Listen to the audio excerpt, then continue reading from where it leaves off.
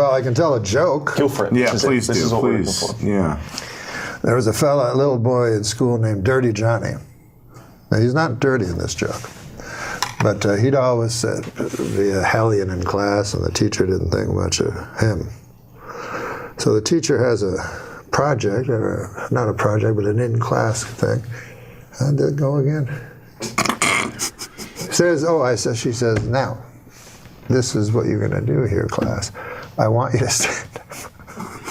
I want you to stand up and tell the class what a story from your life. And then afterwards say the moral to that story. So a girl puts up her hand. Yes, Becky, what's your story? So Becky stands up. She goes, my dad works for the hatchery here in town. And what happens was he got about 15 eggs, and he put them all in one basket, all in the same basket. So he put all his eggs in one basket. And he put it on the horse and buggy and drove back home.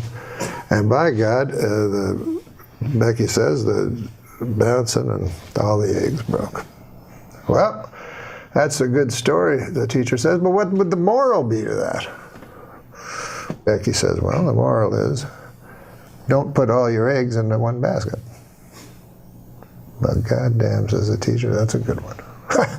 Anybody else? Marjorie puts up her hand. Marjorie, what's your story? She says, well,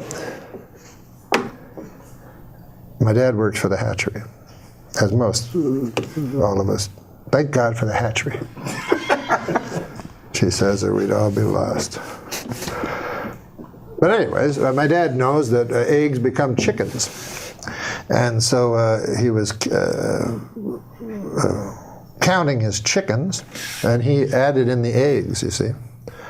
And then he put them on a horse and buggy to go to town, and they all broke. Well, what's the lesson to that? The teacher says she can't understand. And she says, well, don't count your chickens before they hatch out of an egg. So the teacher says, that's a great one, too. Anybody else? Well, wouldn't you know, Dirty Johnny has his hand up. So the teacher's like, holy God, I don't want it. But on the other hand, I made an oath to every child, should I suppose I gotta. All right, Dirty Johnny, what do you have to say? Johnny stands up. Stories about my Uncle Terry. He never worked at the hatchery. On account he was in Vietnam, and he got disability. He don't even like people who work at the hatchery. But the story happened far from these shores, in a little town called Da Nang. Terry was not well liked. His whole troop left him, abandoned. And he woke up in the weeds, and all they left him with was 3 bottles of Jack Daniels, some weapons. Terry stood up and downed 1 bottle right away. Said, if I'm going out, I'm going out. He took his Balishnikov and a couple of Glocks and his 2 bottles, and away he went. He found a town. And he didn't know if it was Charlie or if it was one he was sent to protect. But all he knew was he had hate in his gut. So he started firing. And he fired the Kalashnikov with an arcing kind of, like a farmer would with hay, with a scythe. And sure enough, the men fell like hay before him. And then the women, and by God, I'm ashamed to say it, but then the children. And finally, all was left was Uncle Terry standing in the mud and the blood and the glory. And he touched his pants, and it was wet, and he said he was ashamed. He felt shame, Uncle Terry, for he'd pissed himself. Well, he touched it again. It was not urine at all, but ejaculate. And Uncle Terry felt pride where shame once was. And the teacher's like, good Christ, what kind of a story is that? What the hell is the moral to that? Oh, well, he says, when Uncle Terry's been drinking, you don't fuck with him. Now, especially if you work at the hatchery. Now, listen.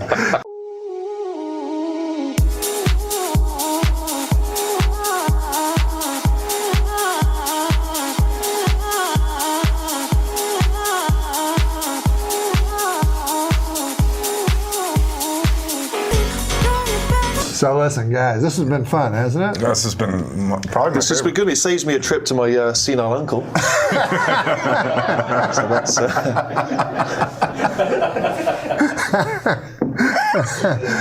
And now, here's your host, the star of ABC's Norm MacDonald.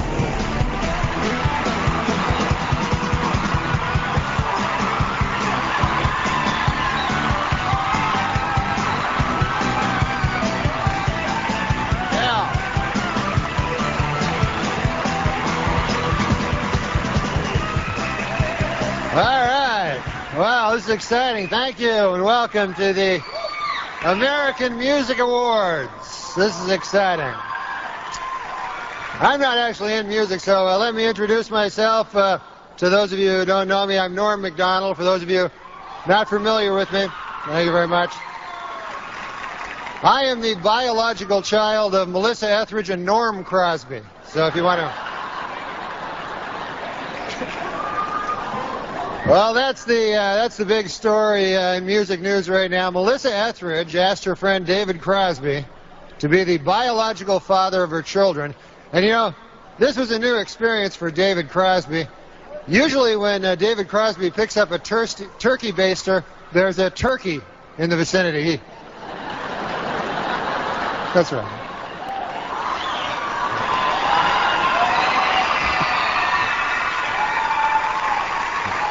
He's a fat guy. But this is the 27th Annual American Music Award. It's the first American Music Award of the new millennium. And we're setting a... Yeah, very exciting. Very exciting. And we're setting a big record here tonight. Three straight hours of ABC programming without Regis. So that's kind of exciting. You know?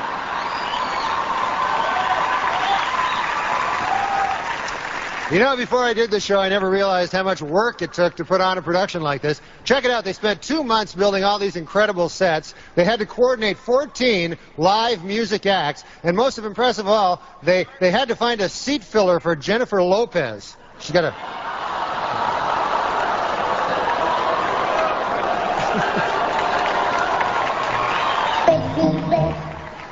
What the fuck was that?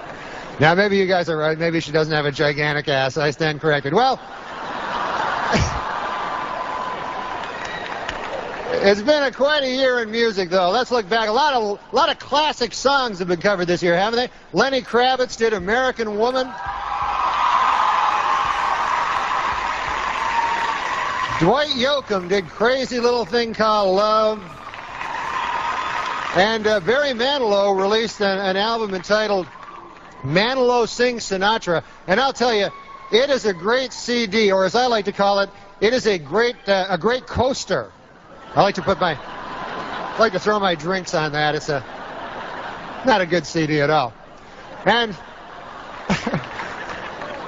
you know, with everyone's so obsessed with their careers nowadays in music, you know what I mean?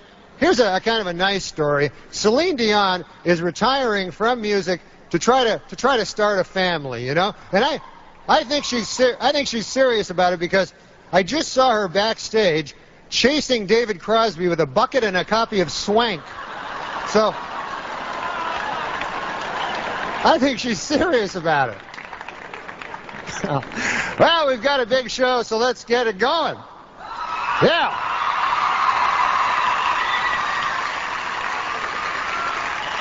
Here are our first presenters. As Dr. Fraser Crane, he's achieved stardom in TV, and with hits like Come to My Window and Angels Would Fall, she's achieved stardom in music.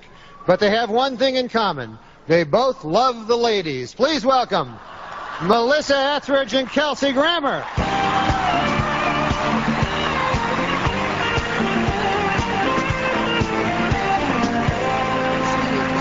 You put it you put the juice in the thing, you juice in there, and then you squeeze it out, and you bake it at about 350 for about 4. Oh, hi. Name Shadaisy comes from the Native American word for my sisters. It's kind of like that other Native American band, Chumbawamba, which means thanks for that one song. Ladies and gentlemen, Shadaisy, right here. Okay, folks, before we continue, I have an announcement from the management. Would the owner of a Glock 9 with the inscription, "Too Puffy with Love," please pick up your gun? It's at the hospitality suite. Well, 1999 was a big year for Latin musicians, and Atlanta Braves pitcher John Rocker thinks they all suck. He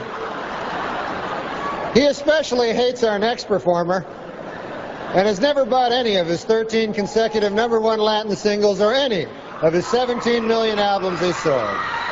So if you're watching now, John Rocker, be a good time to hit the can. For the rest of us, here he is, Enrique Iglesias. That's a coincidence because I did that song in a karaoke bar the other night. That's one of my favorite songs. I was just talking to Dre backstage. I don't know if he's a real doctor, but he did prescribe me some stuff. So I don't know. There he goes. And that leads us to our first special merit award of the night. Ladies and gentlemen, for nearly 30 years, our next presenter toured the country with his band, the Grateful Dead, playing guitar to sold-out arenas of tie-dyed hippies. That's right. Please welcome the late, great Andy Garcia. Well, I'll tell you, it's nice to be back on stage out here. You know, I don't want to say my dressing room is small, but Tommy Lee just dropped by to visit. He shook hands with Carmen Electra. He blew out a wall. He's got a huge... Anyway. I didn't know the Judds were back together. Did you know that? I just saw them. I just saw the Judds backstage. Yeah, you're big Judds fans? I just saw the Judds backstage chasing David Crosby around with 6 mason jars and a ham sandwich tied on a fishing pole. I don't know what it means. Our next presenters are talented young stars who became overnight sensations with their brilliant debut albums. And if I can take this moment to offer a little friendly advice, kids, whatever you do, when you put out your second albums, don't suck. Yeah, Savage Garden. That was great. They didn't seem as savage tonight as usual to me, but that might just be me. You know, folks, it's time for our next presenters, and for a long time there's been a rivalry between West Coast rappers and East Coast saxophone players. But tonight they have put their differences aside to be here. Please welcome Warren G. and Kenny G. Our next performers took their name from the nickname of their home state. They picked Lone Star because the other nickname for Texas was already taken by that other band, Alabama. Ladies and gentlemen, Lone Star. Well, you all know our next two presenters. When he was on the show Silver Spoons, he went by the name of Ricky. But now he's all grown up on NYPD Blue, and he prefers to be called Big Ricky. She is an exceptionally gifted singer and songwriter by the name of Amy Grant, although she also prefers to be called Big Ricky, oddly enough. Ladies and gentlemen, big hand for Big Ricky Schroeder and Big Ricky Grant.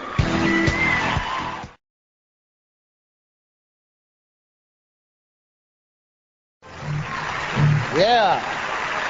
Too bad Ricky Martin won. The other two people were here. Well, our next group has had a song on the top of the rock charts for 18 weeks. In fact, they had 4 #1 singles off their debut album, My Own Prison. That's more than talent. That's pure dumb luck. Here they are, Creed. Well, tonight we brought together 3 of the hottest top 10 singers, and we put them together on this stage to participate in a bare-knuckle fight to the death. Here are Tyrese, Jessica Simpson, and Julio Iglesias Jr. It's getting more and more exciting. Getting exciting backstage, too. I tell you, all the big stars back there. You know who I just met backstage? I met Old Dirty Bastard and stage. Yeah. Charming couple, the Bastard. It was Old Dirty and Fern Bastard. Very nice. Anyway, It's time for our next presenters. You know, the biggest stars in comedy are recognized by just their first names. That's right, Johnny, Lucy, Rodney. Ladies and gentlemen, please welcome Bill Maher and Caroline Ray. Well, this is it, the last award of the night. That's right.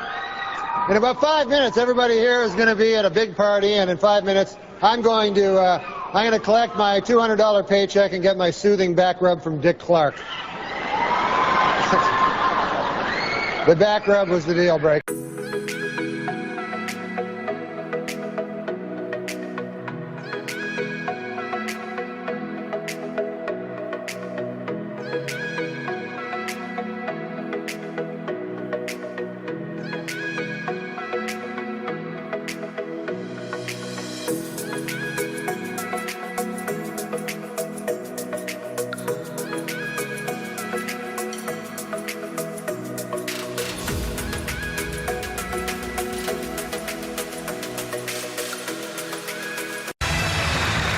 Thank you very much. I'm very excited to be here, you know, and I was asked to host the ESPYs this year. Yeah, hi, that's my name, Espen. When I was asked to host the ESPYs this year, folks, I said yes immediately for one reason and one reason only. This show has interns.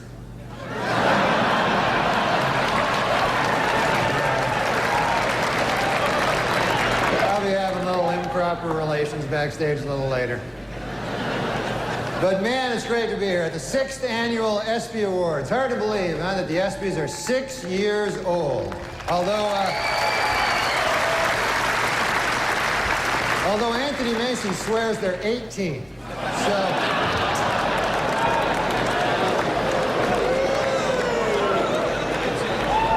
yeah, he'll be having sex with the ESPYs in about 12 years. So, I was a little late here tonight. I took a cab to the theater, folks. And I don't know if you've ever been in these New York City cabs, but I got one of those cabbies, couldn't speak English, you know. Saw his name there on the dash. I couldn't even pronounce it. I think it was something like Hideki Arabu. Something like that.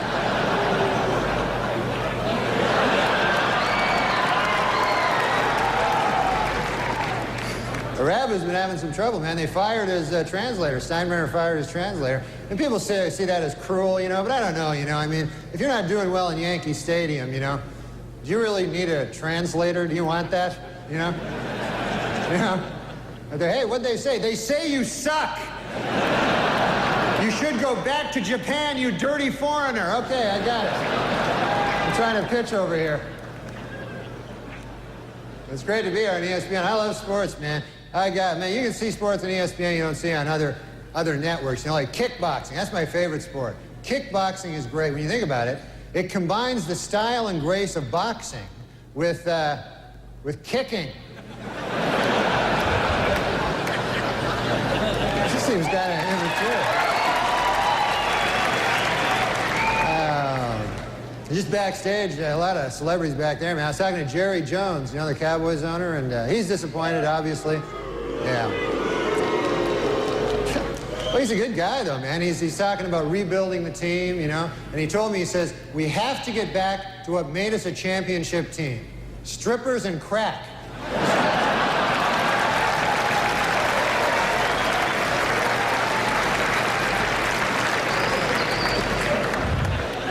Hey, have you heard about this? Ted Turner and NBC plan to start their own rival football league to compete with the NFL. And not much known about the specifics of this new league, except for this, it will suck. They know that. So they might have trouble, you know, getting advertisers when we know it will suck. And of course, congratulations to the Denver Broncos for winning the Super Bowl. How about that?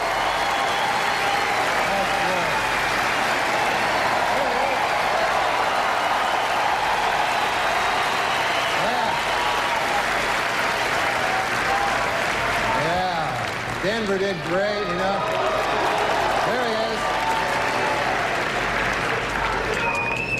I love the Denver fans, you know, because for one thing, they don't wear food on their heads. That's nice. And they had a wild celebration in Denver after that Super Bowl, man. And now city officials expect an even wilder celebration if the Nuggets win 10 games this year. They say they're going to... say the whole city's going to go nuts. Yeah, the Nuggets are having a bad year this year, man. Matter of fact, they're making a film about the team. They got a pretty catchy title. It's Black Men Can't Jump Either.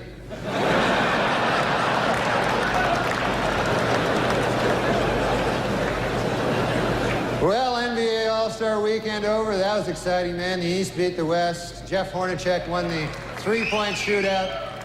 Houston's Clyde Drexler and Cynthia Cooper won that exciting two-ball thing. And Charles Barkley won the throw a guy through a plate glass window contest. So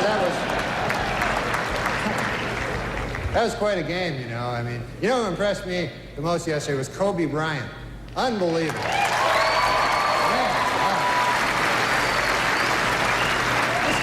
This guy's amazing. 19 years old, the youngest starter ever in the All-Star game, and he played so well that today he was named spokesman for NBC's new public service campaign called Screw It, Who Needs College?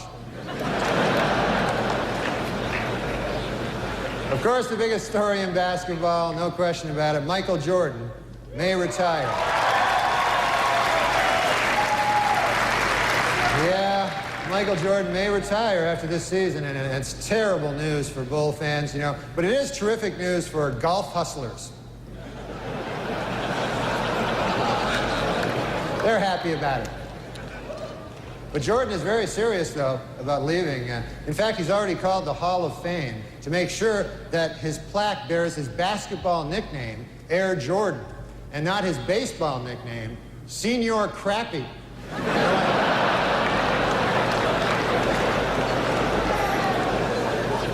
That would just be disrespectful, you know?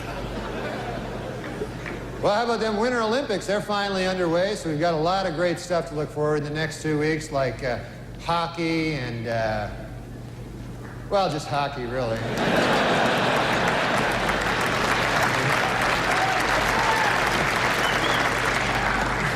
I was watching last night, I saw speed skating, and my goodness, you know, could the outfits they wear be any tighter? Holy Lord. There was an East German woman, I swear, you could see the outline of her entire penis. It was...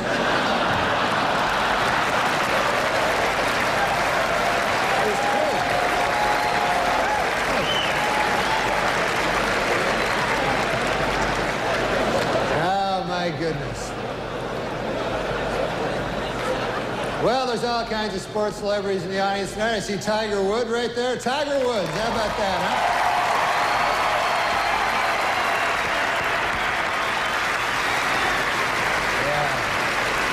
Yeah, he's up for golf. Of course, he's up for Golfer of the Year this ESPYs. And you know who I feel sorry for, folks, is the other two guys nominated for Golfer of the Year. You see these guys getting ready, you know, it's like, hey, honey, have you seen my tuxedo? No, not the good one. The one I wear when I'm going to get my ass kicked. Have you seen that one?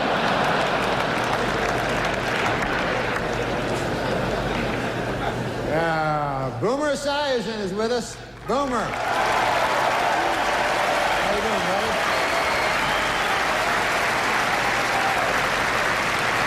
Boomer, of course, will replace Frank Gifford on Monday Night Football next season. And Frank told reporters that this will allow him to spend more time with his wife and children. Then he broke down and cried for 45 minutes. So.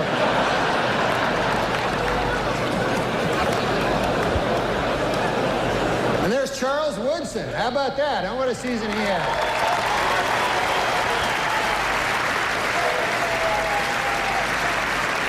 Great, man. He became the first defensive player to win the Heisman Trophy. And congratulations, Charles. That is something that no one can ever take away from you. Unless you kill your wife and a waiter, in which case... all bets are off. Just a word of advice. Folks, before we can begin handing out our awards tonight, we must...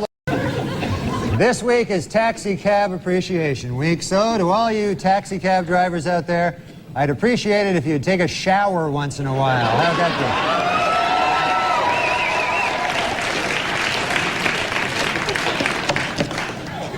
PLO leader Yasser Arafat announced this week that his wife is pregnant. The happy couple said they really don't care if the child is a boy or a girl, just as long as it hates Jews. The United Paramount Network's new show Star Trek Voyager finished in first place Monday night with a 14.7 rating. For those of you who don't know, one rating point is equal to 950,000 nerds.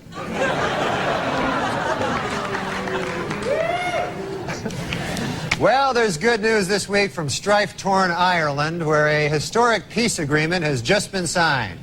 Gee, I wonder if anyone will celebrate by drinking.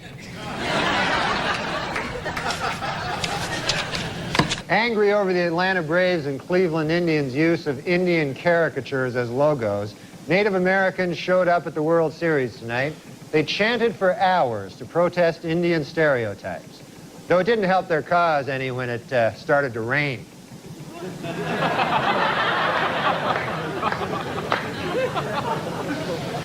In Nashua, New Hampshire this week, a high school student, Chris Connolly, while attempting to dunk a basketball, lost his balance, crashed down on the rim, and shattered 2 front teeth. Gee, I wonder if by some crazy chance Chris is white.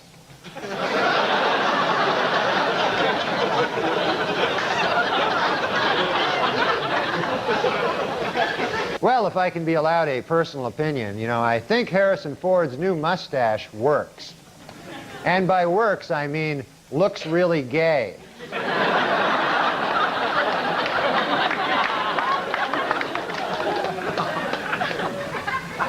Well, this week, world chess champion Garry Kasparov defeated an IBM computer in their 6-game chess series. Experts are calling the encounter between chess wizard and supercomputer historic, because, for the first time ever, it brought together both geeks and nerds.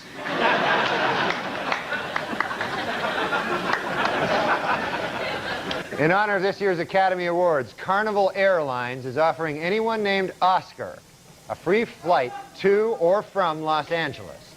The airline had tried a similar promotion in the past for the Tony Awards, but according to airline spokesmen, they found that their planes were packed with too many, quote, greasy Italians.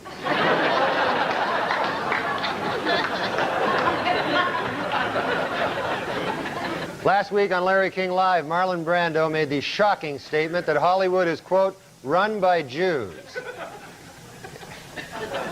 In response, outraged Jewish organizations made it snow in New York in April.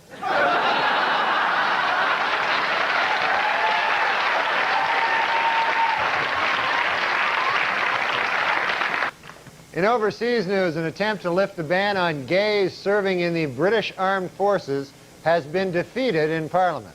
This raises a difficult legal question. How do you exactly tell if a British guy is gay?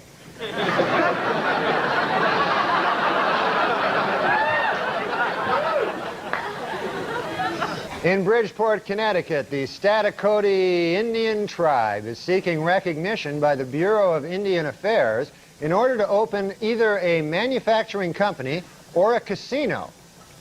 I wonder which one they'll choose. Manufacturing company or the casino. Potential jurors for the O.J. Simpson case were asked to fill out a 75-page jury questionnaire this week. In the entire state of California, only one person got a perfect score. Chow Ming Wu, who after the trial plans to attend Caltech. In Michigan, state historical commission officials say they will not interfere with the building of a new major sports stadium, even if construction unearths historical artifacts. However, state Indian Affairs officials say that if relics from a Native American tribe are found, they would like to have the land set aside and designated as a sacred tribal burial ground / giant casino.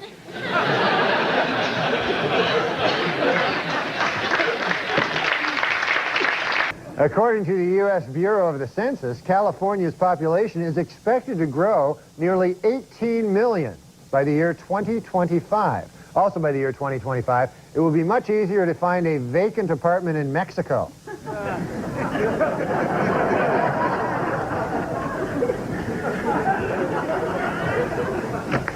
According to a new survey by the Women's Vote Project, women would be more likely to vote if they could send in ballots by mail or if polls were open longer.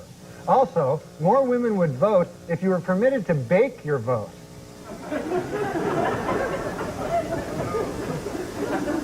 They like to bake. Finally, in Milwaukee, Wisconsin, a man allowed his 8-year-old daughter to take the wheel of his car, and an accident ensued that damaged 7 other cars and injured 6 people, which once again proves my theory: women can't drive.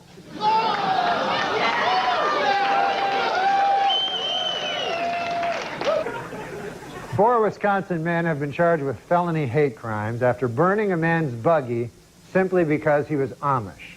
If convicted, the men face up to 25 years in prison. But furious Amish leaders say that is not enough. They want the dunking wheel.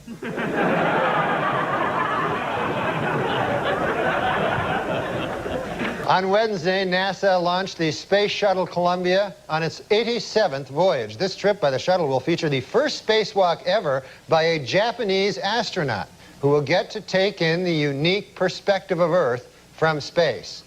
Gee, I wonder if there's any chance he'll take a picture.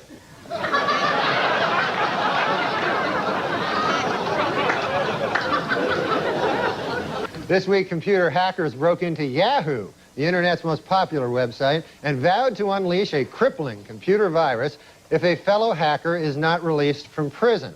Experts warn that catching these cyber terrorists will not be an easy task and may require the cooperation of both nerds and geeks.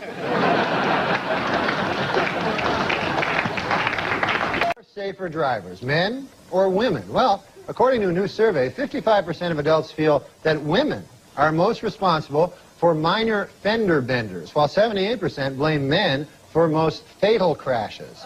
Please note that the percentages in these pie graphs do not add up to 100% because the math was done by a woman.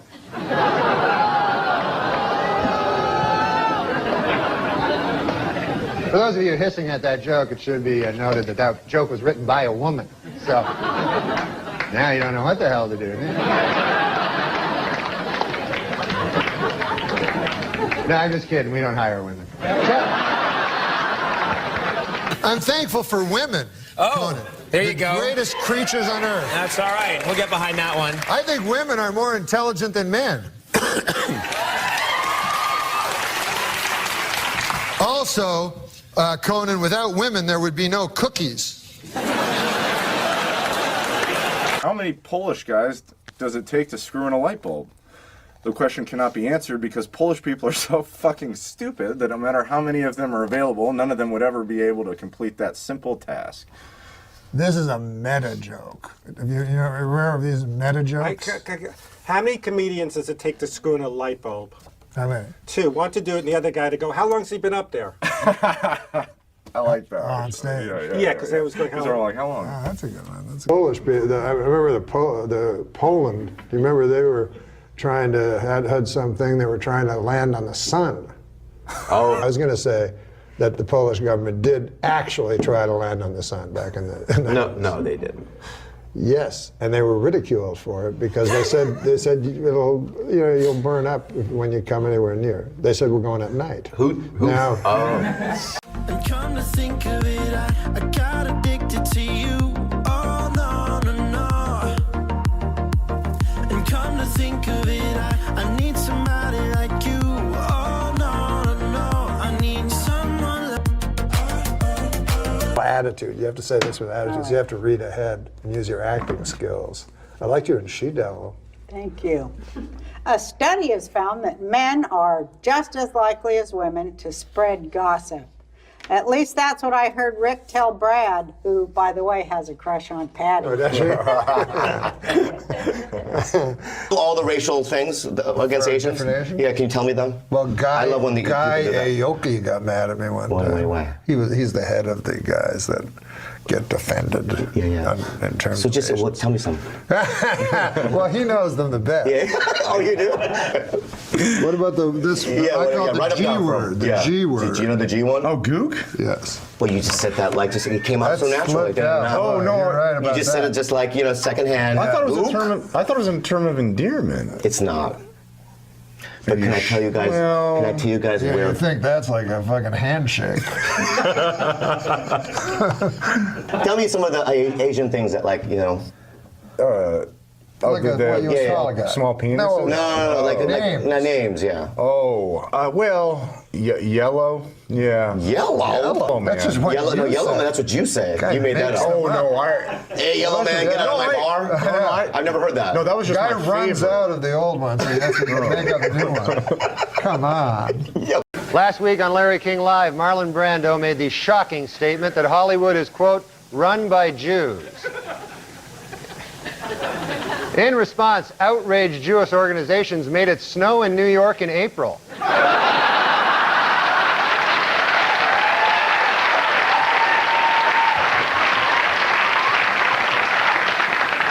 Well, earlier this week, actor Marlon Brando met with Jewish leaders to apologize for comments he made on Larry King Live. Among them, that, quote, Hollywood is run by Jews.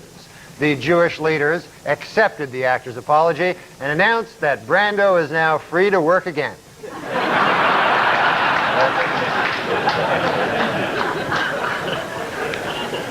While in England, where he spoke at Oxford University, Simpson had defended actor Marlon Brando's criticism of Hollywood Jews. Later, from his island hideaway, Brando sent O.J. a telegram which read, "You're not helping."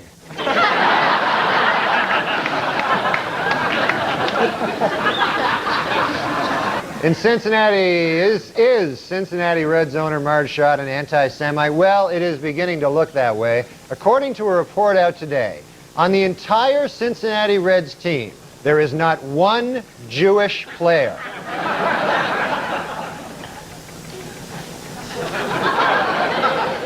A group of Orthodox rabbis declared that other branches of Judaism are, quote, not Judaism at all, thus challenging the religious status of millions of American Jews. This week, that statement was rejected by Reform leader Rabbi Don Schonstein, who said, quote, our legitimacy as Jews flows from the richness of our Jewish lives, the strength of our Jewish communities, and most important of all, our deep and abiding belief in Jesus Christ. You say there's no way we could go back, and that I've broken what we had. Oh, I wish that you would come around. No. Finally, folks, next week, Jews everywhere will be celebrating the holiday of Yom Kippur, or as non-Jews refer to it, Wednesday. You watch the Saturday Night Live show? Yeah. What time's that on now, Paul? Huh? I say, what time would that be on? It's like 11. It's live. I think. Yeah.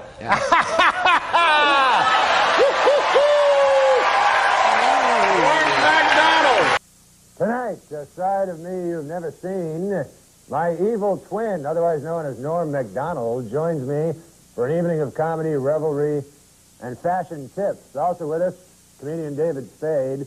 Join me along with me and David Spade. We're all next on Larry King Live.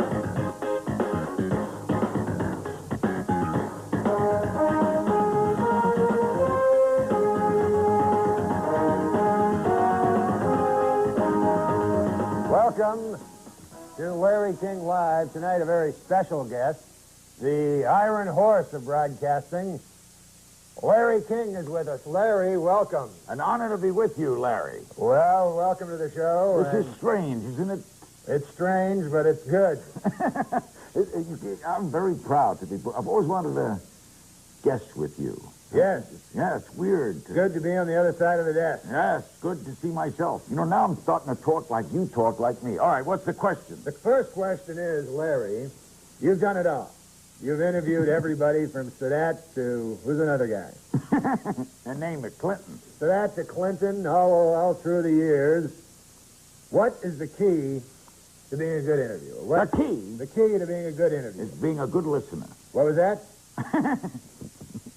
A listener. You have to listen. You have to listen to the answers, Listen. which gives you the next question to ask. The next question to ask. In other words, if you're a good listener, you ask me, like, who was your favorite? I and, see, all And then right. I answer, and it surprises you. So you say, why? Or what did he do that made him your I favorite? see, all You know, right. You gotta be engrossed. Engrossed In the guest. subject. Yes, the guest counts. The guest is everything. Not the host. Not the host. The guest counts. I'm the guest. Fair enough. Host Well, me. Then let me ask you this. Of all the people that you've ever interviewed over the years, how many people would you say you've interviewed? 40,000. 40,000. That's what they, yeah, figure 40 years, about 1,000 people a year. 40,000 guests. Now, who was the physically ugliest guest you ever encountered? The ugliest. Ugliest. The Elephant Man. You ever interviewed the Elephant Man? No, we tried, He was ugly. but we didn't do. We almost had Siamese twins once. Really? Didn't do them. Then you're saying Siamese twins are ugly. They were connected at the head. And that's That would not, have been difficult. not attractive Not- to you? No. Would you marry a Siamese twin? Now stop that. I didn't come here to be insulted. No, but All right. So you never interviewed I'm the trying to Elephant think if you asked a No, I did not interview the Elephant Man. I'm trying to think of the ugliest man I have ever interviewed. The ugliest man. Who's the guy who produces Saturday Night Live? Lorne Michaels. That's the man. Yes, I've met him. He is a Hard to look at. tremendously- Not easy on the eye. No, not. It's hard to interview people like that. Not easy on the eye. So you're saying, Larry King, that you find conjoined twins ugly. At the head, yes. At the head, they're ugly. At the hip, they're not ugly. The But at the hip- head, well, it's grotesque. It's grotesque. Don't you think it's grotesque? No, I find all humans beautiful. Larry, that's why we love you. That's right. Oh, what now? Now, let me ask you this. What? You are a very happily married man now. Very. How many times have you been married? 6. 6 times, and now Finally. 6 is the charm. The right girl came along. Shauna. Shauna. A lovely Shauna. I woman. call her Shauna because it's like And how long have you been married? 7 months. 7 months, which is a record. No, this is the first. I've I've been married, Larry, but I've never been married. Married. This is married. Married like... She's my friend. Like, I love her. I see. That's what Clinton says about his wife, isn't it? I came to the show expecting the best. I didn't expect to be humiliated this way. Well, let me ask you this, Larry. You're married. Yes. 6 months. Yes, 7 months. 7 months. See, you gotta listen. Okay, 7 Okay. months it's been. It's been. And yet, you start necking with Marlon Brando on the air. What's that all about? Marlon grabbed me. Uh-huh. It was him, not me. So it was him. It was him. He kissed you. Out of nowhere, he kissed me on the lips. Oh, my Lord. And I tell you the truth. He was aroused. I can't stop thinking about him. Was he aroused? Was he aroused? That's a journalistic question. That's correct. And if Ed Bradley's here, I'll have him ask it. I had no idea. I was shocked, Larry, when he did that. Shocked when Marlon Brando kissed you. Absolutely. Wouldn't you be? I would enjoy it. Are you? Never mind. Am I Larry King gay? Was that your question? Yeah, that's what I was going to ask. Yes. I'll come out of the closet right now. On your show, I, Larry King, irreversibly gay. Irreversibly Yes, gay. that's what the doctors have told me. I had the quintuple bypass, and then they said there's a slight side effect. Don't ask, don't tell. Don't ask, don't tell, exactly. All right, what's next? What do you have another What's next? Let me think. Quick question, favorite SNL performer of all time? SNL? Saturday Night Live. My favorite Saturday night performer of all time. Norm MacDonald's way up there. He's going to be on the show tonight. He's terrific. He's funny. Very funny. Why is he leaving? Why is he leaving what? Why is he leaving Saturday Night Live? Well, I don't know too much You got to about listen to answer. You don't like him, do you? I don't care for him. Belushi was way up there. But Belushi. if I had to pick a McDonald, Belushi, very strong. And the guy, Dennis Miller. Dennis Miller, terrific. Right, Terrific. bright, intelligent. Very bright, intelligent. We have about a minute left to my portion of Guess With You because Minute I've left. got to go. Well, What do I you- wanted to bring up one thing. Not only are you master of the medium of TV, you also write a column in USA right. Today. I do, every Monday. I have it with us. Yes. Have it with us. Every Monday, you write a column for USA Today. Correct. And you read USA Today? Yes. Terrific paper. Right. Terrific paper. Now, I've got your Monday, April 6th column. I'd like to quote something for you. Here you say, Kathy Bates is sensational in primary colors. Yes. Still feel that way? Why would I change? You mean, on reflection, she's not sensational? So you're saying on reflection, she's not sensational? No, I'm saying Thanks for having me on. Wait, I have another one. Which one? It says here, I haven't seen kids shooting marbles in years. I haven't. Still feel that way? Now, what about this one? For my money, of all the guests I've ever interviewed, the Elephant Man was the ugliest. Did you not tell me you never interviewed the Elephant Man? Yes. So, one of us is lying, in print or on the air. Exactly. Exactly. Larry King, good to have you with us, sir. Thank you, Mr. Starr. And we will be back. We'll return with David Spade, a funny man, and Norm MacDonald, an even funnier man. Stay with us. You say I don't listen. I tell you I try. And we both got our own problems. There's no chance of you running for president again? No, I don't think so. Oh, really? Because, it'd be good for me. Kind of help you keep you on the front pages, Now, believe me, Norm, running for president doesn't always keep you in the front pages unless you, of course, take a dive off a podium. Yeah, that did get a lot of coverage, didn't it? Yeah, and thanks for noticing here on Saturday Night Live. I appreciate it. I don't write a lot of this stuff. I do. What about guys like that the do deep that's not very good, is it? Sometimes it is. Political stuff? I like all comedy. You probably do, Norm, Huh? You probably like it all, too. I don't like political comment. You don't? No. Like, I don't give a fuck if Reagan's old. Are they still doing Reagan jokes? Probably. They probably are. Yeah, you got to have you get like an old socialist audience of old Jewish guys with ponytails when you do material like that. You understand after a while, and even with politicians, like, they're still human beings. And, yeah, barely. But yeah, they're the worst kind of fucking people in the world. That's true. All of them. I'm glad to hear you say that because everybody thinks you're all leftist and everything. Well, I mean, I definitely land on the lefty side of things on, ideological terms, but I found that from doing political talk radio, just, being, carrying water for any of them, you just got to realize the quality of people you're dealing with. You're dealing with fucking corporate whores who are operated by business interests. So, really it's going to come down to, however you view politics, the question is, do you give a shit about poor people? And, and are we being taken advantage of? Right. Now, if people want to frame that as, Obama's a communist and draining us of our livelihood, well, that's your particular delusion, and that's fine. I mean, but I just got disillusioned with all of it because these are not quality people. I mean, I did a joke about Michelle Bachmann on Real Time. I saw that. Yeah, and I was getting flack from this, a very small portion of the right, that they were like, he's a misogynist. I'm like, she's a fucking pig. She's a fucking politician. Can you name me two politicians that command any respect whatsoever?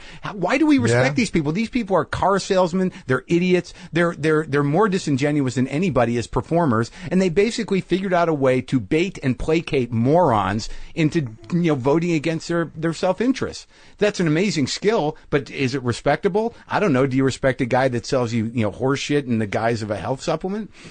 I agree with you. I mean, I think politicians are terrible. I mean, people attack evangelists, but at least evangelists offer something. Right. Well, they after the immediate relief of someone's pain and aggravation with another line of bullshit. But nonetheless, I mean, they're pretty evil too. Well, I mean, with politics, it's like. Yeah, I don't like to get into it that much anymore. Yeah, let's not get into this shit, man. Okay, buddy. Because it's getting. I can see people not laughing now. No, I mean, but laughter. But I know that you've gotten into a little bit of flack around it. But you're flack around what? Around politics. What do you mean? Well, just that, you've said things that people have reacted to, but you're not like a political comic. I'm not political. I've only said things on purpose to provoke people. Right. Once in a while. You like doing that, though. Once in a while. Yeah. But I've never. But I've never. Because I don't know enough. And because I don't respect political humor when it's nothing but gossip. Yeah, and mostly comics and people like us, people who are obviously First Amendment warriors to a certain degree. We like living the way we want to live. So it's really just going to come down to money. It's like, how do I keep my money? I mean, that's the biggest political question that most righties ask themselves. It's like, I'd like to keep as much of my money as possible. And if that's in a minority opinion, how do we get this majority of poor people to get me to keep my money and believe that they're doing the right thing? Yeah, it's a tough fucking thing because apparently I read this, if all the money in the world was equally divided among everybody would be dead fucking poor. Yeah. There's these moments where I don't talk about as much as I used to, but then there's moments where you're like, there's a moment that I was on a fucking radio show the other day. And this was an interesting thing because it's about professionalism. I don't do political talk radio. I've got my political views and they're fairly general. I'm not trying to support any politician, but I have the way I think about things. But there are politicians that represent the opposite of what I think. So I'm on this talk show with a guy, it's a Fox affiliate, but I'm there to plug my comedy and talk about my podcast and be funny with this dude who's a talk show host. He's a radio professional. He runs an entertainment show for the most part, but he's been dying to talk to Rand Paul about the bridge situation because I'm in Louisville, Kentucky. He's the fucking senator. Right. They got bridges falling down, and he's been trying to get this guy on the show. And the guy he calls in when I'm there. So now I've got, if I was doing political talk radio, I mean, it would have been what the fuck are you thinking? You and your libertarian bullshit, and how are we going to pay for this? I would have jumped in and done that. But there was this moment where it's I just done a segment with this radio professional. He was like, God, it's great to talk to a guy who knows how to be on radio. We're having a good time. Hold on, the senator's on the phone. And I got to sit there and go, oh, do I do this? Would it be worth it to sabotage this for some lefty, credibility? And then I realized, dude, he's a radio guy. You're a comedian. You're having a good conversation. He's trying to talk to this guy about a local problem. Just shut the fuck up and let him do his job. And then when you come back, get back to what you were talking about. And I chose to do that. But I did walk out saying, you pussy. You had such an opportunity there. I was on Politically Incorrect a couple of times. Yeah. And, fuck, man. You have to have an opinion about every goddamn thing on that show. So, or you can just do a little homework and write some jokes. Yeah, but sometimes I remember at the break, Scott Carter go, enough with the jokes. But I'll never forget it. I'm very unlearned, and so before the show, Scott came in, who was the producer. Yeah, he's been on the show. Yeah. So he said, "What do you think about China and Taiwan?" And seriously, I only know those as words, So I was like, I don't know anything. Can't I have another subject? So anyways, then we get out because he goes, because Bill believes this.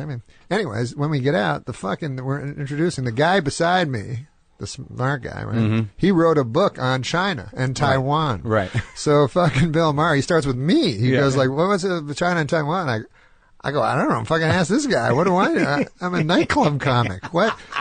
That's what made me laugh with that show. Everyone's opinion's equal. Right. Right. Like a nightclub comic and an expert. And then another thing I always found funny about that show is the comedians try to be very serious, and then the serious guys are trying to get jokes. Yeah. So it's it's not always our shining moment. I do like Bill though. No, Bill's great at what he does. Yeah. He started out a straight up joke dude, and he knows his shit. And it's pretty amazing. What's funny about him? I don't know if I should say this or not, but he's probably aware of it. When he does his monologue, have you noticed when he does his monologue, he does Johnny Carson? No, yeah, no, definitely. He definitely models himself. I think that's been his style for a long time. He definitely takes the posture. But I find it very funny because he's got the posture and the timing and everything. And he's like, and then she came in his face. But it's like crazy words come out. Carson would have loved to have done that. Yeah, he probably would have. Met Donald Trump when he was on the Tonight Show on Jimmy Fallon show. Now, tell us about that encounter you had with Donald Trump. Well, I'd met Donald Trump many, many times in New York City, just because when I was doing Saturday Night Live, he was a fixture in New York City, and he'd come to a lot of the shows, and he was just a local eccentric, you know, that people mostly loved in New York because he fixed the rink in Central Park when the city couldn't. But no, when I was on Jimmy Fallon, that's when Jimmy Fallon tousled his hair and got in trouble for it, and I was the other guest. So I was just out in the hallway, and I said, Donald, can I have a picture? You could call him Donald then. I guess you can still call him Donald. We don't have to call him President, apparently. But I said, could I get a picture with you? And he said, yeah, absolutely, sure, Norm. And then he walked down the hall and got in the elevator with the Secret Service guys. So, but he was just doing it as a joke. A lot of times, the problem with candidates that, or political candidates that do comedy is obviously comedy doesn't translate well to the page sometimes, you know. Sarcasm is lost, obviously, and things like that. So if someone says something that's meant self-disparagingly or satirically, and you want to take it out of context, you can. And that happened a lot of times with Trump on the campaign trail. But you know, he's being caricatured on Saturday Night Live, like quite mercilessly by Alec Baldwin. Like, is it funny to you? Is that funny? No. The only reason I don't find it funny, when I was there, Darrell Hammond did Donald Trump, and that shows how far back Trump goes, because that was 20 years ago. But Darrell did him then. It was a softer Trump, you know. I think it was a Trump that was a lot closer to his real self. But if you do, the problem with, if you do an impression of someone, you have to like that person, you know, because you're playing the person, and people like themselves. So you can't play someone and have contempt for them at the same time. You know, it doesn't work as an impression. So I don't like his impression, and I have no political affiliation. I just mean from a comedy level. Let me ask you this. So your Bob Dole imitation was pretty famous back in the day. So would you do Donald Trump today? Would you do a Donald Trump imitation? I try to not do comedy about Donald Trump because I think I had one joke about Donald Trump that I ever did where I said that Americans hated Hillary Clinton so much that they voted for someone they hated more than Hillary Clinton to rub it in.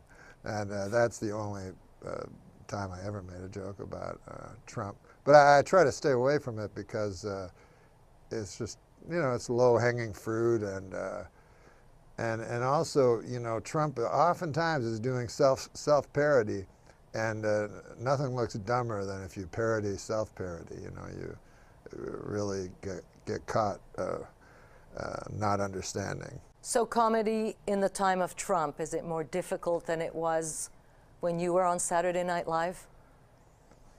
It's more difficult in the time of Trump for good comedians, and it's way easier for bad comedians. You know, you don't have a worldview by just saying you don't like Trump.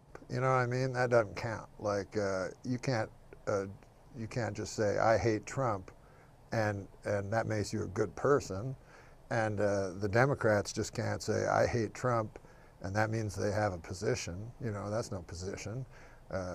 So for idiots, it's an easier time because you go, well, that guy's the idiot, not me. But if you try to do smart comedy, it's better to stay away from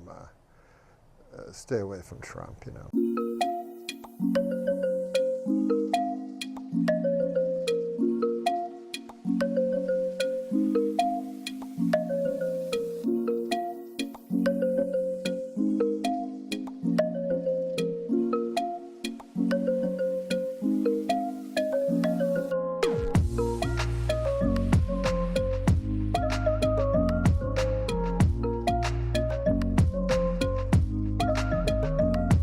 Thing was he forced him to do this. The big problem that Clinton has is this thing where he's going to pardon The McDougalls. He may or may not pardon him. Yeah, people don't know. The Whitewater people, we call them here at the show. Hillary, if she, if she is, because she's also a co-conspirator. Yeah, if she gets sent away. If she gets sent away, will he pardon her? And Clinton said, you do the time, you do the crime, you do the time, he said.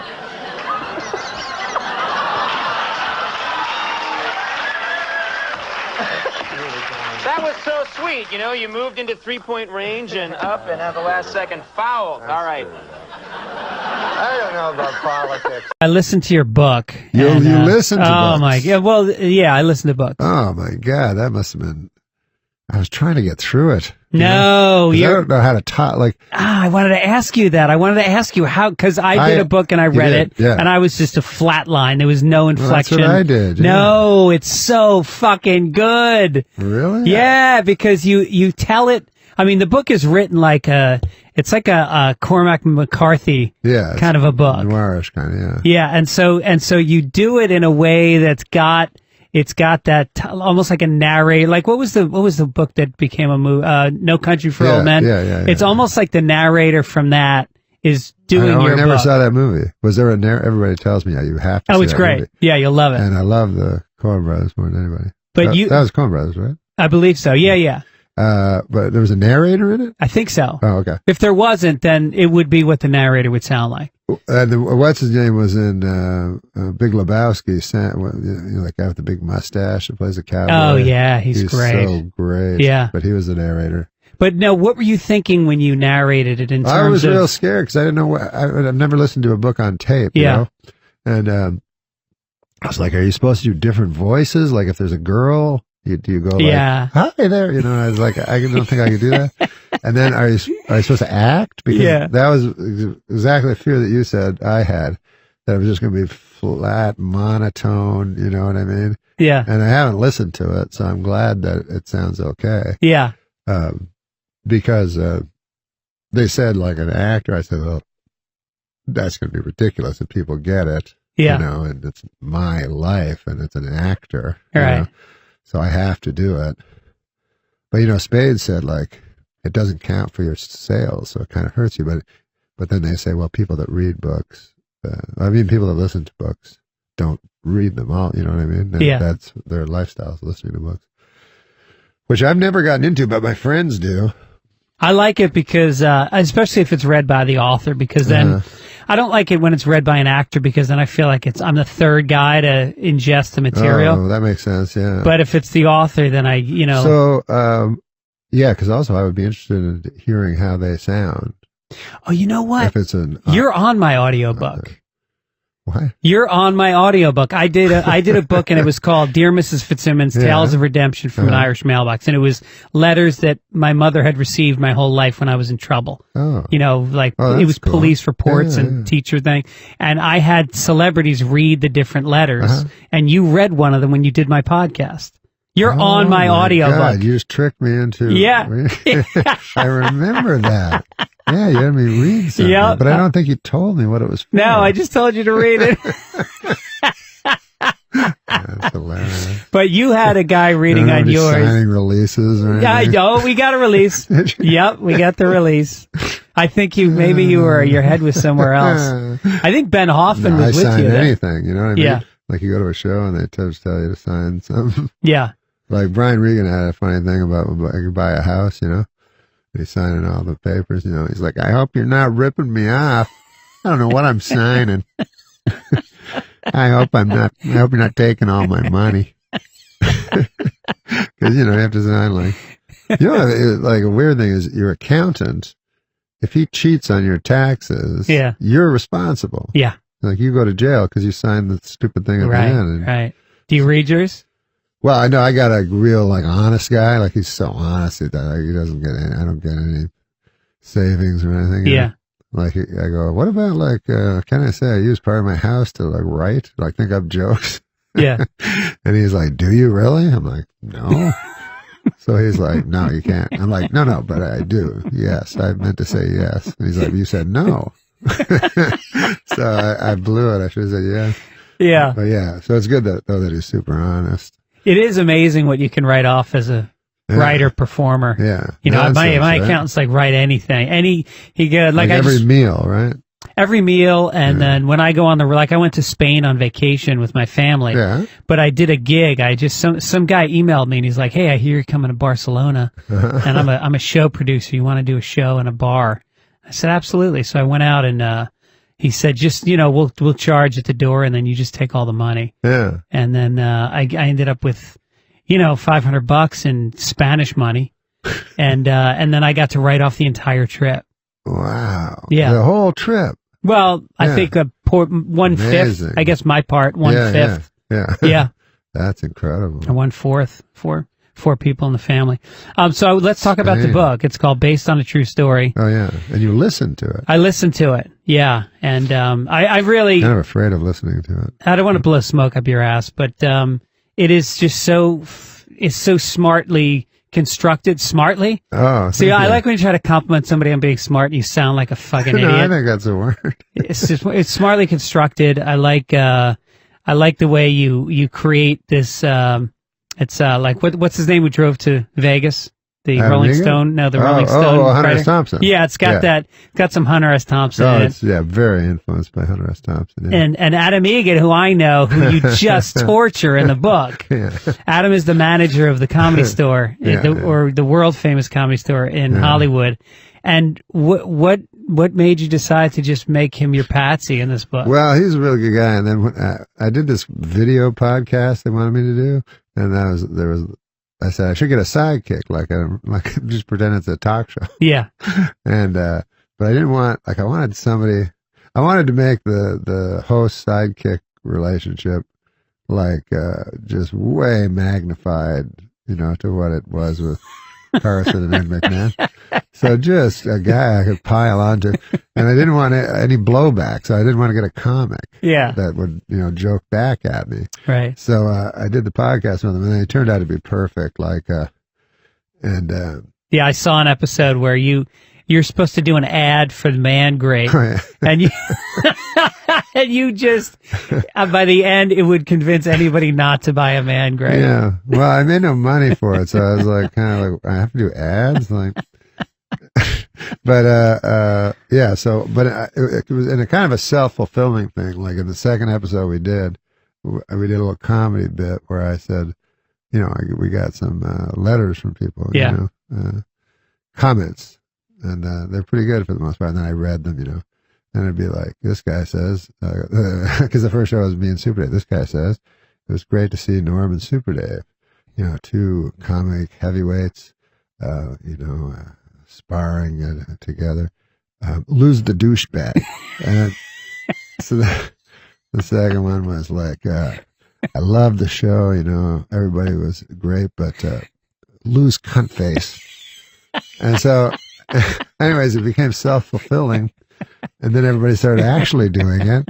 And so I kind of felt sorry for Adam. He's like, every week I read these messages, and they're just all, now my nickname is cunt face, like on the message boards. And he's just this sweet guy. He's like the most sincere guy in the world. No, yeah, he's very, very earnest and sweet. So yeah, I asked him, I said, I want to have a guy that's dumber than me in the book. You're right. So I was like, I want it to be like Gleason and Art Carney. You're right. And so he said he'd do it. And I said, you're actually smarter than me, because I always thought Art Carney was smarter than Jackie Gleason and the Honeymooners. Yeah, right. Because he knew that none of these schemes were going to work out. Right. He was just satisfied with being a sewer worker. Like, he worked with shit. And like, the only jokes, it was a super clean show, but once in a while they do a shit joke about like working ankle deep in shit, like and having his lunch in the shit. But anyways, that was my idea, was to have a guy that I could just the dumbest guy ever in the book.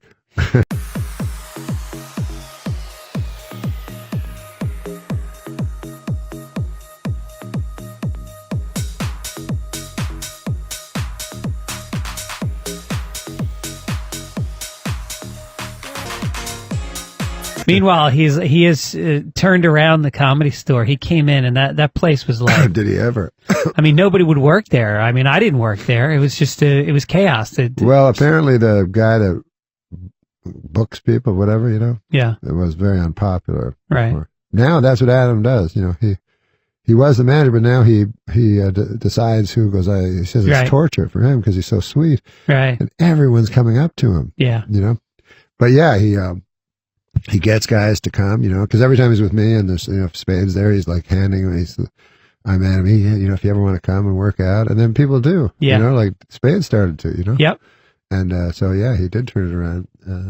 And now it's packed every night. Every show is sold out. It's amazing. Speaking of which, he never made any money for it though. No, he needs to make some money. He didn't get rewarded for it. I know. He's got to figure that one out. I got him some money for the podcast. Oh, you did? Yeah, that's I good. do it for free. Yeah. And then so I said, just give Adam, you get some, $500 a show or something like that. That's good. Yeah. That's good. Yeah, I know. He was saying you guys are going to start doing it again. He's like, I hope we do. I hope Norm gets his shit together because I want the money. Yeah. It's good kern for him. There was an audition. It was Stephen Colbert and Tracy Morgan. Wow. And so Stephen Colbert did he was in a suit and he had he was so professional. He goes, now, Geraldo Rivera, and he put a mustache and he did everything was funny and well written. And then Tracy, it was Tracy's turn. And his entire thing was he played a character named Biscuit, who was a child. Hi, my name is Biscuit. And my teacher, Miss Soto, said for me to read y'all a Christmas poem. This is it. The name of my Christmas poem is, This is My Christmas Poem. My name Biscuit. And then when I went, then that night we're at dinner with Lauren, you have that dinner and he's like, what do you guys think? And I'm like, well, obviously it's Colbert. And everybody else was like, what about Biscuit? What? But then he succeeded, He didn't, when you did that for a long time he didn't succeed.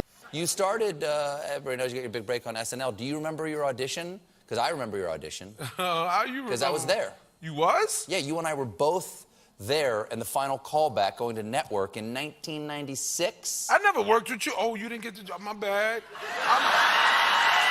I'm sorry you didn't get the job. I'm sorry. Yeah, I remember seeing you in the ghetto. Yeah. And I said, what happened? What did y'all do? The ghetto was writing for Norm MacDonald on Weekend Update. Because that's what I ended up doing that for 1 month, writing for Norm. Yeah. Oh, you was over there. That was good. Yeah, first 1 month. That was a good time. The best story he told, I said, what was your most, secret fun thing that happened at SNL that, what was some inside shit?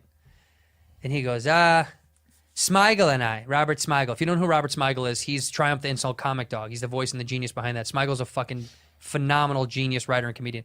He goes, Smigel and I, we used to write sketches for Tracy, because we knew Tracy Morgan. We knew Tracy, he was bad in table reads. He couldn't read for shit. He's a fucking stumble through words, So one time we wrote this sketch that we knew was going to tank. Lauren hated it. And we showed it to Tracy anyway because we knew he had trouble reading. He had someone helping him read. He had bad time with S's. So we wrote this sketch about this guy who's like a gay animal handler named Brian Fellows. Do you remember that sketch? Yeah. Brian Fellows? Brian Fellows spent 4 years in Thailand as a volunteer for and later director of the Southeast Asian Animal Rescue Project. He subsequently served as Director of Animal Operations at the San Diego Zoo and Undersecretary of the Interior for Wildlife Management. Brian Fellows, Brian Fellows, Brian Fellows, Safari Planet. And he goes, if you look, the best part for us was it was Brian Fellows, 'S, Safari Planet. It was 3 S's in a row is the sketch that we pitched. So in the room, even though the sketch was bad, we knew Tracy would go, Brian Fellows, this is Brian Fellows, this is Safari Planet. And we knew we would crush in the room. He goes, and everybody lost it. The sketch, he was like, the sketch was terrible. But Tracy would go, Brian Fellows, this is Safari Planet. And Norm goes, he goes, that is the funniest thing. We used to fuck with Tracy all the time.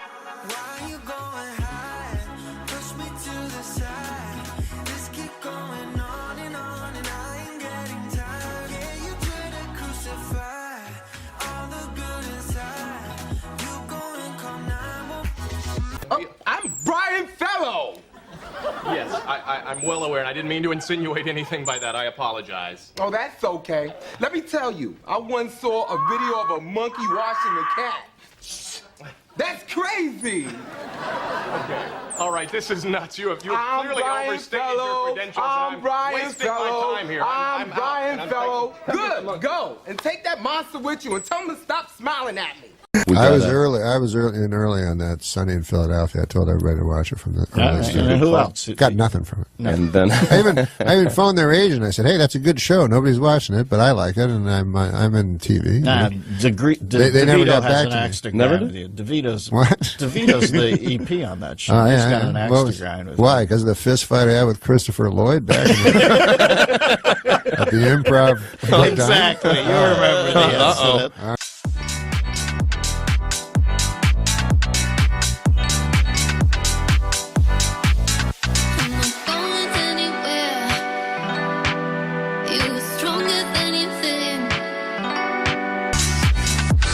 This one's more like a factoid. Danny DeVito looks like one of those guys with a short but thick penis. Right? He has to have the thickest fucking cock. It's true. That was very funny. Where the hell have you actually been, though? What happened? Yeah, I'm sorry about that. I should have told you. Yeah, you should have, because we had a lot of good guests. We had a lot of I threw hard away work. my phone, so if you try to get a hold of me. Yeah, I tried calling you over and over again. The week after Gilbert. Gilbert was the. Did you keep doing the podcast? No. No? No. Oh. We literally canceled on the president. We had Barack Obama was in the studio. Barack Hussein Obama? Yeah, Barack Obama was in the studio. He was going to do it? Yeah, he was lined up. And you weren't around answering your phone, And so we then- ended up doing Zach Galifianakis's. He did Zach Galifianakis' show? Yeah. I have a feud with Zach Galifianakis. That's not going to help. That's not going to help the feud. Point to Zach. Oh, well. We had Things so came many up. good guests Things lined up. came up. You flew all. Yeah, I don't know where you went. We had Mickey Rooney. Mickey Rooney? Yeah. That'd be great. We should get him. No, he died. Mickey Rooney He died last week. Where have you been? Oh, Mount Ararat. Where is that? It's far away. I've had a weird 7 months, I got to tell you. What happened? Well, it started, I was plagued by dreams. What kind of dreams? What are you talking Well, nightmares. God came to me. You spoke to God through your dreams? Yeah, told me to build an ark.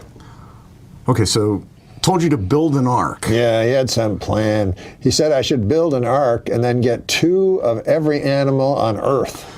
That sounds familiar. Okay, so so you built an ark? Well, I don't know. What's an ark when you think about it? You know what I mean? It's a large vessel. Well, that's what God said. So many cubits and all that. So you went out and got 2 of every animal? Yeah, well, I started. I got 2 dogs. Uh-huh. I borrowed them from Elaine Boozler. Okay. And then I got 2 cats. They were my own. Okay. And Kitty and Bobby. Kitty and Bobby, yeah, you know them. Yeah. Princess Kitty McMahon and Bobby. And Bobby died. She fell off Mount Ararat. That's where I was building the ark. Why would you go up to Mount Ararat? You didn't want to build... Because God kept saying there was going to be a fucking flood. Oh. Well, so that's where you've been for the last 8 months. You've been... How long did it take to build? So you were on the Mount Ararat, built the ark. Yeah. No flood came. I don't know how to build arks. Didn't God give you instructions? Nah. So you're up there with Bobby, Princess Kitty McMahon, and Elaine Boozler's 2 dogs. Here's for the some problem. reason. When you have a dream like that, you go, is it really God? Or was it just my dream? Was it just a fantasy in my mind? You know? Because I stopped doing a whole bunch of pills. That's when the dream started. Good Lord. Yeah. And then he told me to murder my son. Jesus, Norm. Yeah, yeah. So anyways, I take my son up to Mount Ararat, show him the ark. It's not, the ark is, my son's like, it looks like a bunch of shit. I'm like, don't swear, Dylan, you know. Meanwhile, I'm about to murder him, you know. So I got a big stick, you know, that I thought I could murder him with, that it was meant for the Ark. And I say, Dylan, what do you think of the view of Mount Ararat, right? And I go to hit him in the back, thinking that'll knock him off Mount Ararat. And that's terrible. He'll plunge to his death. Yeah, but then I'll be in God's favor. So I hit him with the thing. Yeah. And it doesn't knock him off. Oh, thank God. Yeah. And he beats the shit out of me. Right? My own son. Does any of this make sense? No. Adam's gone away. Adam, I made all this up. Oh. Yes. Oh. It's a lesson. Man, am I red in the face? It's a lesson to where extremism can take you. Well, I think you've made your point. Everything in moderation. You know what I mean? Right. Extremism, what could it lead to? What could lead to you trying to murder your own child? Exactly. Okay. I've made it all up. Okay. It's a fable. You had me. You're good. Thanks. You're good.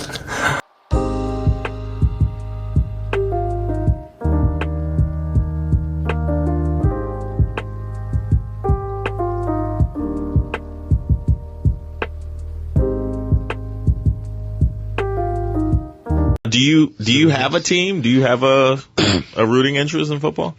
Yeah.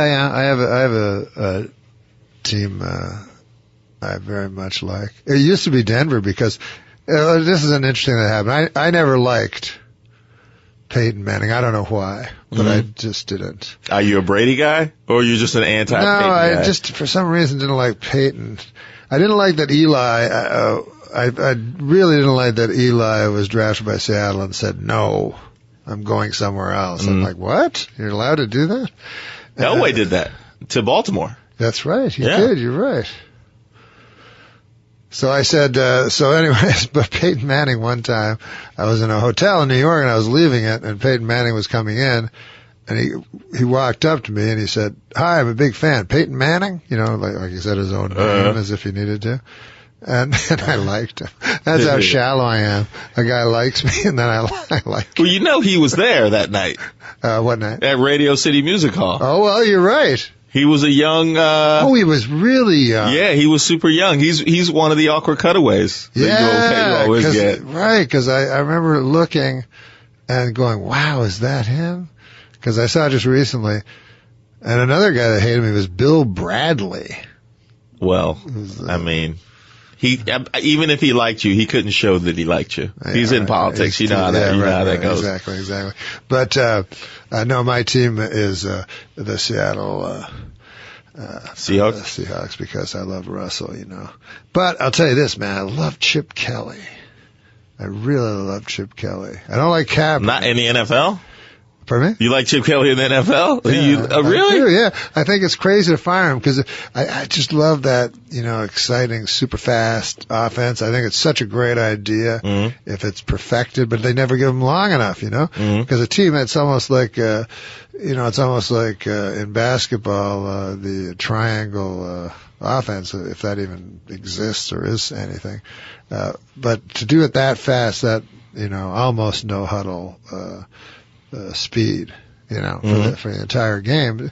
It takes a while, you know, for everybody to get comfortable with it, but you'd think once they got comfortable with it, they just crush everybody. Everybody gets comfortable but your defense. That keeps having to go out there. Like, oh my God. For 40 minutes. That's very true. I feel like you should get extra money if you play 40 minutes in a 60-minute game, you know. That's very true. That's spoken like a comedian. Hey, if I'm doing more time, you gotta break up the money. Remember when Baltimore's defense was so dominant and they were, you know, they'd just be moving around like ready to go with Ray Lewis in front, and God, that must have instilled such fear. They used to play a lot of time because their offense couldn't stay on the field, so they regularly would do 40 minutes. Right. And I guess it'll be interesting. You know, I keep hearing Denver being written off, but you know, they won with Peyton throwing 10-yard passes, and then, you know, they got to the playoffs with Tebow and they won a game.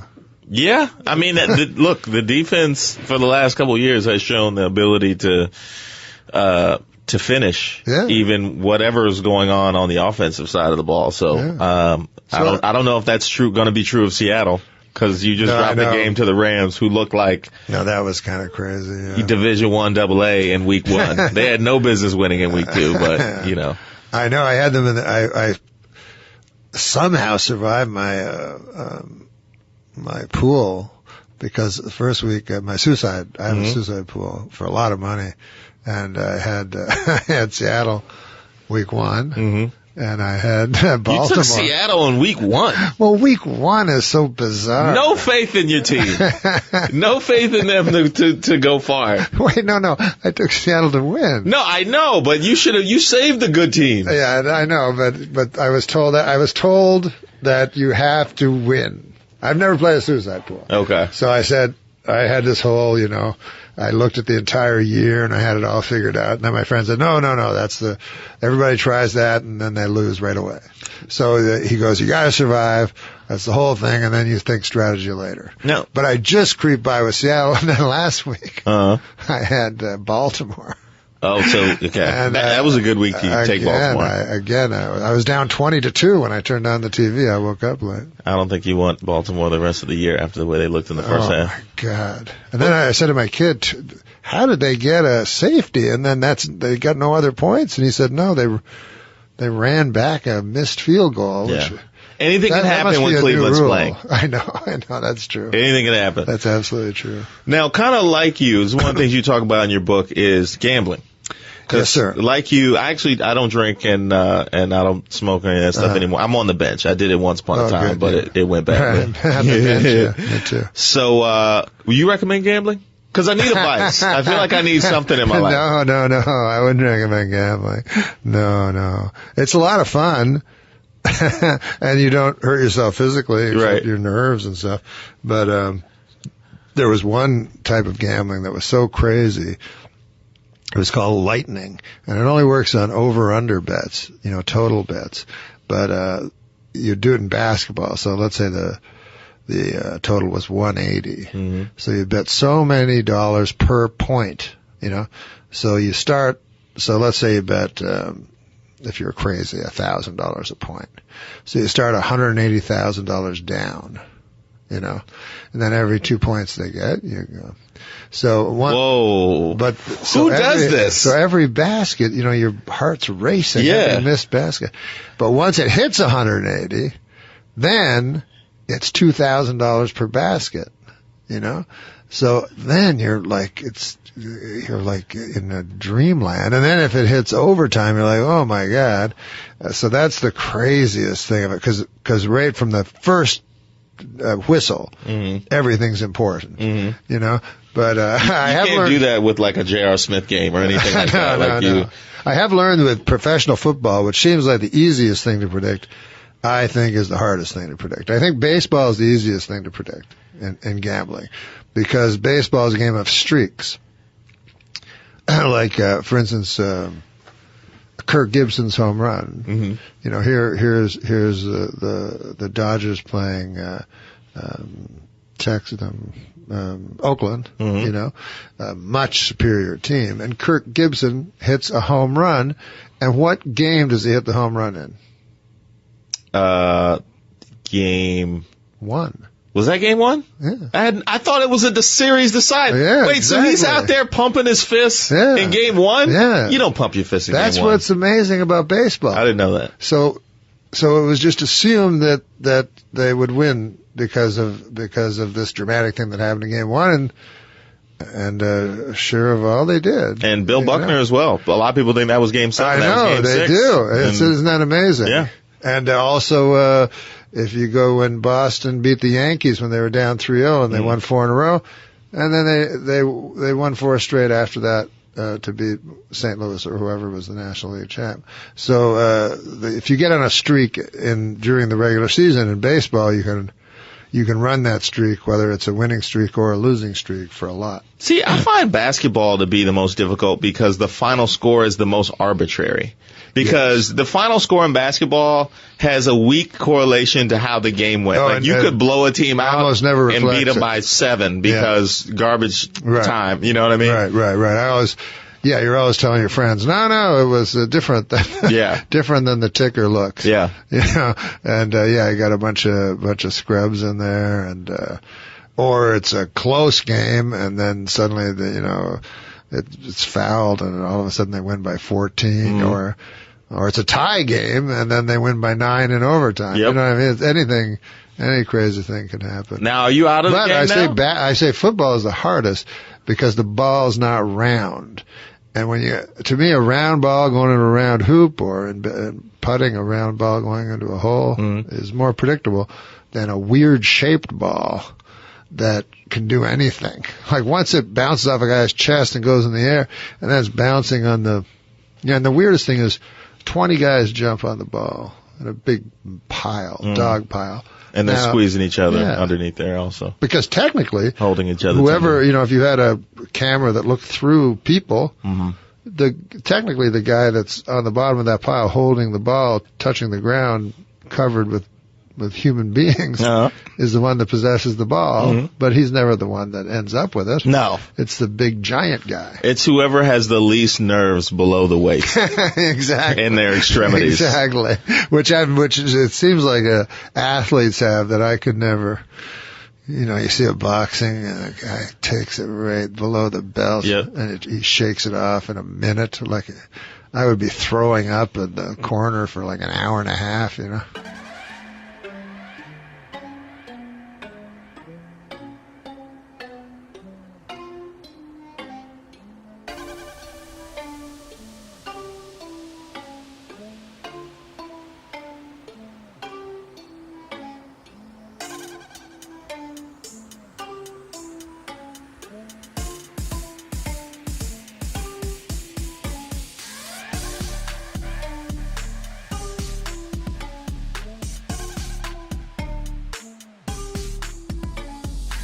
In a highly unusual ruling, the California State Supreme Court declared this week that O.J. Simpson attorney Alan Dershowitz is, quote, one ugly bastard.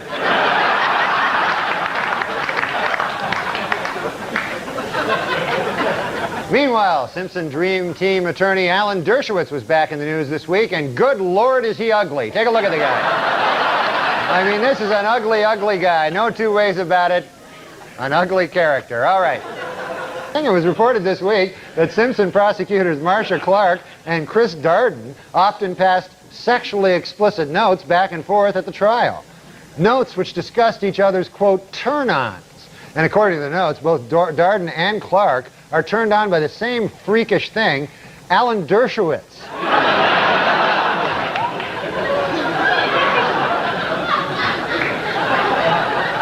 Last week at a dramatic press conference about the crash of TWA Flight 800, ABC News correspondent Pierre Salinger displayed a document which he believes is proof that the jet was shot down by a U.S. Navy missile.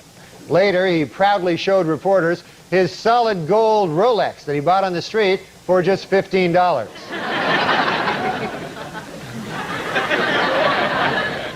That's one ugly bastard, isn't it? Washington Power to some Mary Madeline and James Carville are expecting their first baby in July. No one knows if the baby will be a Democrat or a Republican, but doctors are sure of one thing. It will be weird looking.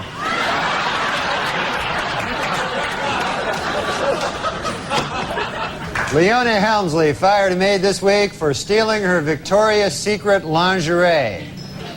And you think she looks hot here, huh? Imagine, if you would, with the... This week, President Clinton made history when he nominated Madeleine Albright to be first female Secretary of State. Responding to critics who say that she is not the best choice, the president insisted, quote, she looks a lot better after a couple of drinks.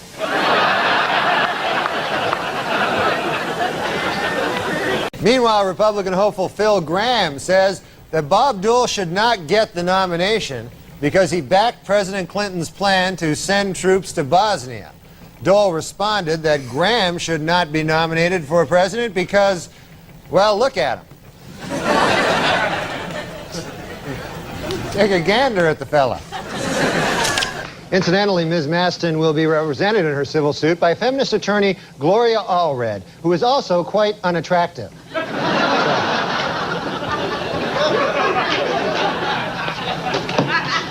No box of chocolates, that one. The most famous vineyard in France, Chateau Mouton Rothschild, has been getting complaints about a new wine label which features a sketch of a naked woman. It should be noted, however, that the sketch is of Sally Jesse Raphael. So. Nobody wants to see that. For the 5th year in a row, People magazine has named John F. Kennedy Jr. one of its 50 most beautiful people. Meanwhile,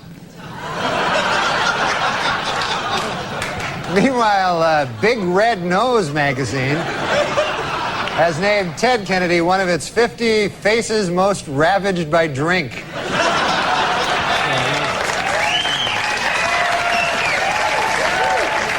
Former Interior Secretary James Watt was indicted this week for still having a large light bulb-shaped head. To discourage worship of the Dalai Lama, the Chinese government has banned all photos of the exiled Tibetan leader, except for this photo from the 70s. And filmmaker Ken Burns announced that following his baseball series, his next documentary project will be a 12-hour, 8-part history of the dorky haircut. The first deaf Miss America, Heather Whitestone, was crowned last week in Atlantic City. Although completely deaf, she is an expert lip reader. Personally, I don't think she's that pretty, you know.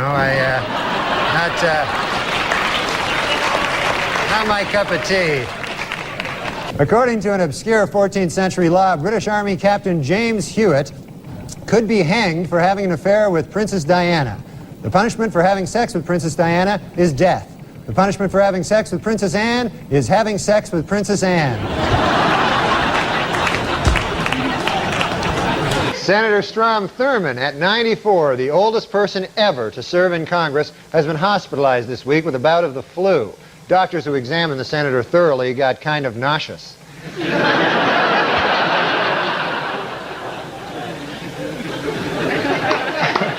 No matter how hard he tries not to, House Speaker Newt Gingrich just continues to scare the bejesus out of little kids.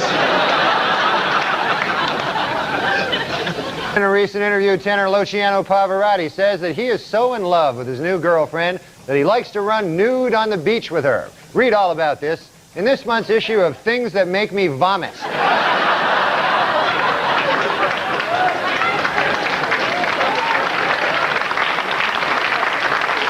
That picture makes me vomit as well.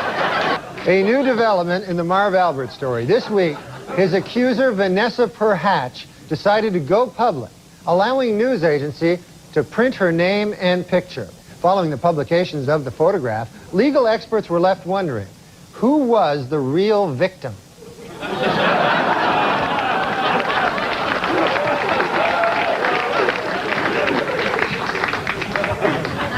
Not easy on the eye.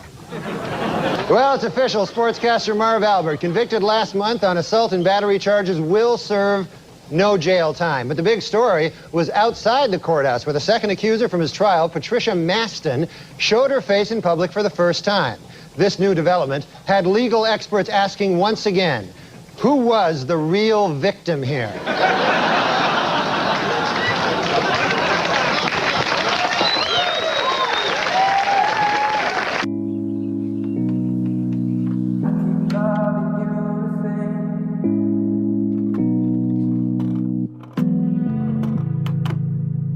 It's been a while, and I still like the way you look at me. Because I keep loving. A celebrated Hollywood cosmetic surgeon, whose clients include Michael Jackson, Phyllis Diller, and Joan Rivers, has been accused of fondling patients while they were under anesthesia. The case has legal experts wondering, who is the real victim here?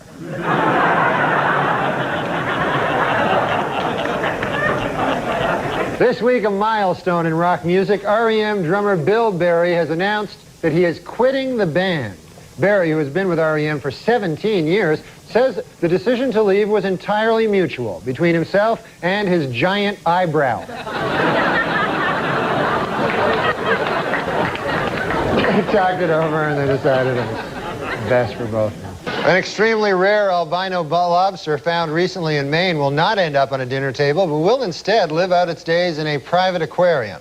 The lobster has already been flown from Casco Bay to Texas, where it will be lovingly cared for by rock legend Johnny Winter. Finally, in entertainment news, there are rumors that actor Don Johnson is dating 71-year-old San Francisco socialite Denise Hale. An observer who spotted the couple necking in a restaurant will have trouble getting an erection for the rest of his life. What, your neighbors nice people? The people that live around you? Great people. Every day I meet somebody new, you know. This city's great because of the neighborly people, you know. I don't know. But I did meet one neighbor, interesting story, you know, that this guy, he just moved in, you know, next door to me. So I'm always one to meet the neighbors.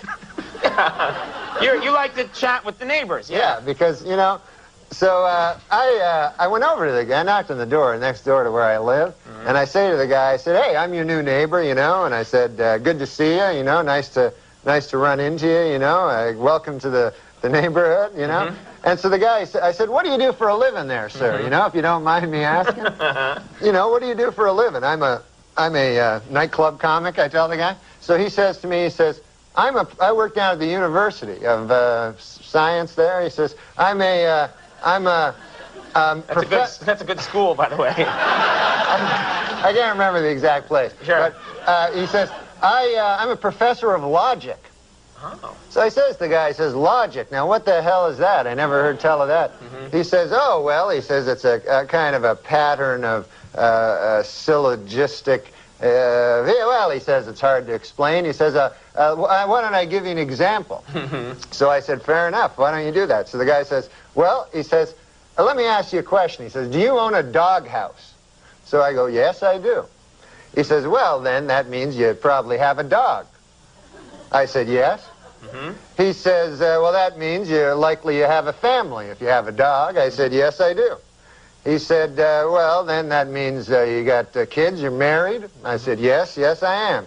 He says, well, then you're a heterosexual man. I said, yes, sir, I am. He says, well, you see, that's logic there. I asked if simply from finding out you had a doghouse, I made this series of inferences, and I found that you're a heterosexual man simply from the fact that you had a doghouse. Well, I said, good God, isn't that something? Okay. So I said, well, I won't waste any more of your time there, neighbor. And I said, I'll see you later. See you around. Okay. So I said, come by one day and have a chicken with me. So anyways, I left. So I go to get a bus, you know, to the bus stop. And I walk down to the bus stop, and I'm still thinking about this thing that happened to me, you know. And I'm standing at the bus, and no bus coming at all, you know, and 5 or 6 of us standing around, and one guy lights up a cigarette there, and he goes, as soon as you light up a cigarette, the bus comes. And he smokes the whole damn cigarette, no bus comes. Right. So I said to the guy, well, that theory really worked, huh? And the guy goes, well, sometimes it works. Anyways, the guy goes, what's new with you? I go, well, I had an interesting thing happen to me today. I said, I met my neighbor. And he goes, oh, yeah?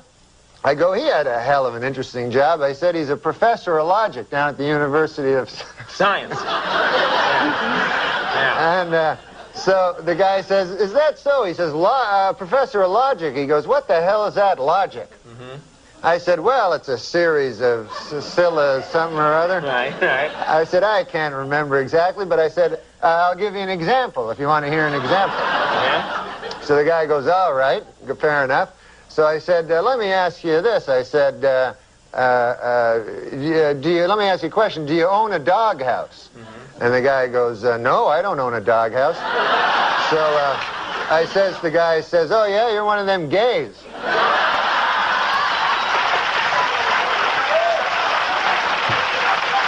And it worked, right?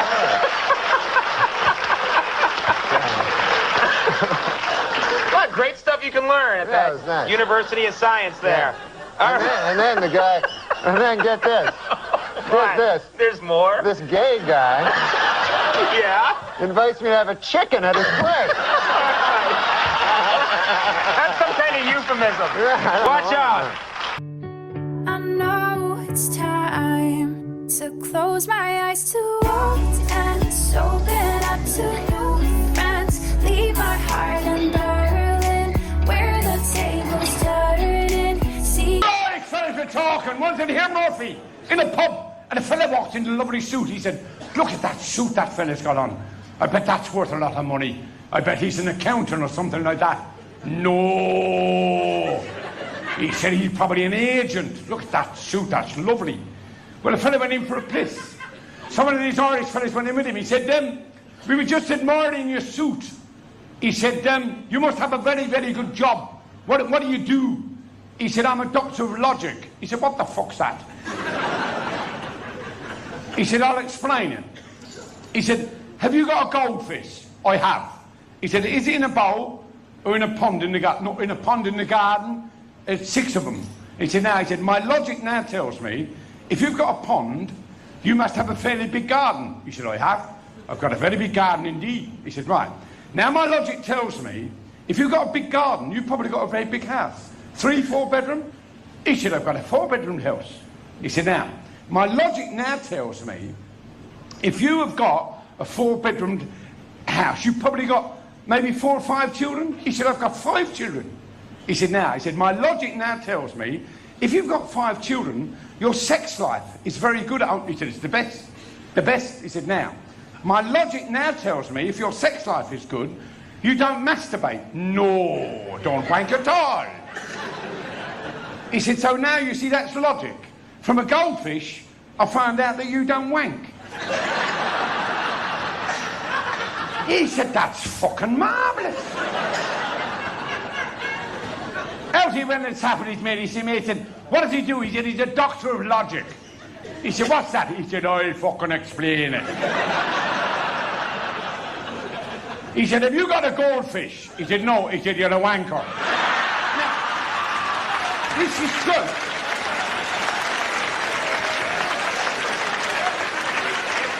Okay. And said, I should ask you about Rodney Dangerfield. When he was on the show, you had some experience with him.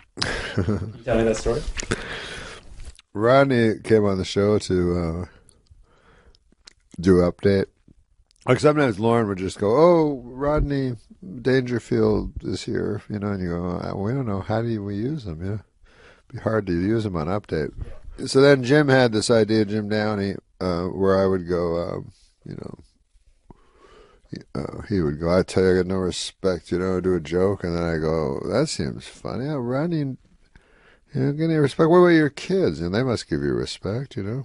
You're doing good. My kids, they don't give me respect. Do a few more jokes, I go, that seems hard to believe. What about, certainly, like if you went to a bar, like a bartender would give you respect, right? You go, I tell you, dude.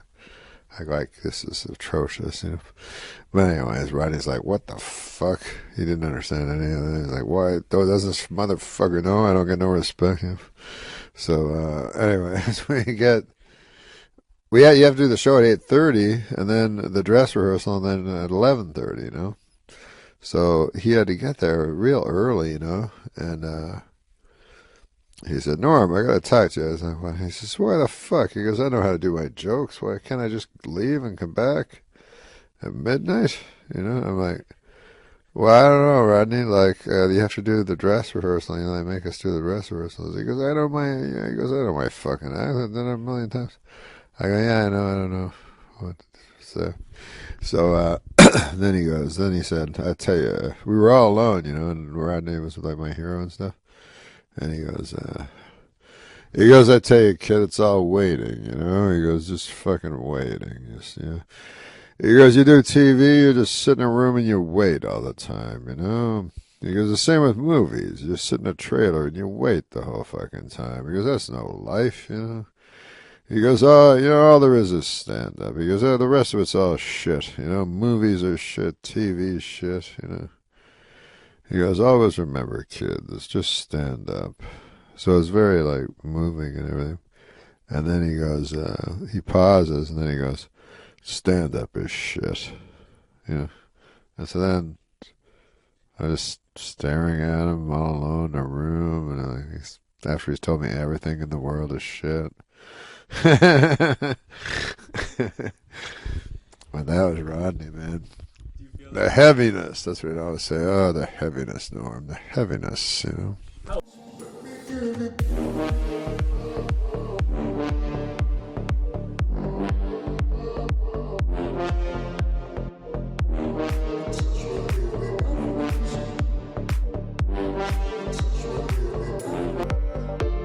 He would have been really old at that.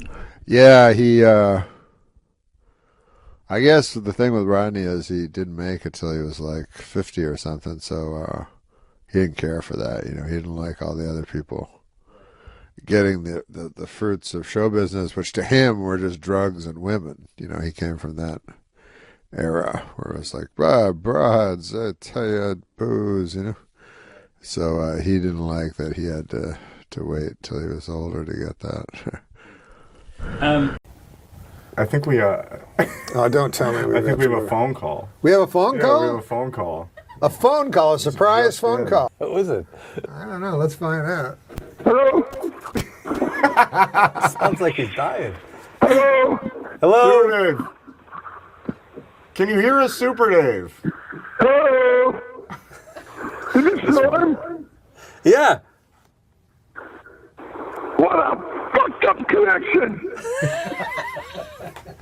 Are you on a cell phone? What difference does it make what I'm on? Turn off your radio. Stupid podcast. I might as well be on a can with a string. Super Dave. So amateurish. Super Dave, during the commercial, Kevin and I were recalling the first time you ever met. Don't recall anything. This is What? so out of line. Did I recall something? Listen to me carefully. First of all, I'm talking on an echo. Are you in the desert? No, I'm on Palm Springs. I'm out. Doesn't matter where I am. Sounds like he needs help, wherever he is. Well, Kevin Nealon is with us. I love him. Do you know something? That the two of you are my favorite all-time Canadian comedians. Do you know that I introduced you and Kevin Nealon to each other? Yeah, I do. I know that. I knew a lot of things before you started doing this stupid podcast. Do you know that I introduced you on... Listen to me now. I have a question to ask you. Oh, okay. A question. Okay. Excellent. Okay, listen to me carefully. It has been documented that twins, when one twin gets a mosquito bite, the other itches. If a twin has an allergy, the other sneezes. Why didn't Jared Collins... Fortunately, we can all finish the joke.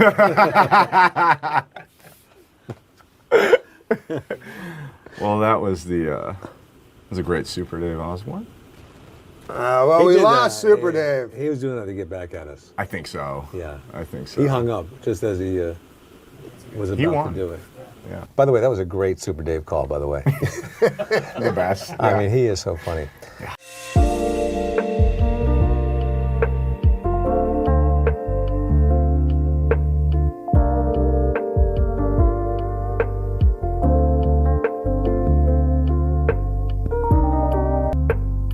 The phone is ringing. Soon Super Dave should be answering from the desert.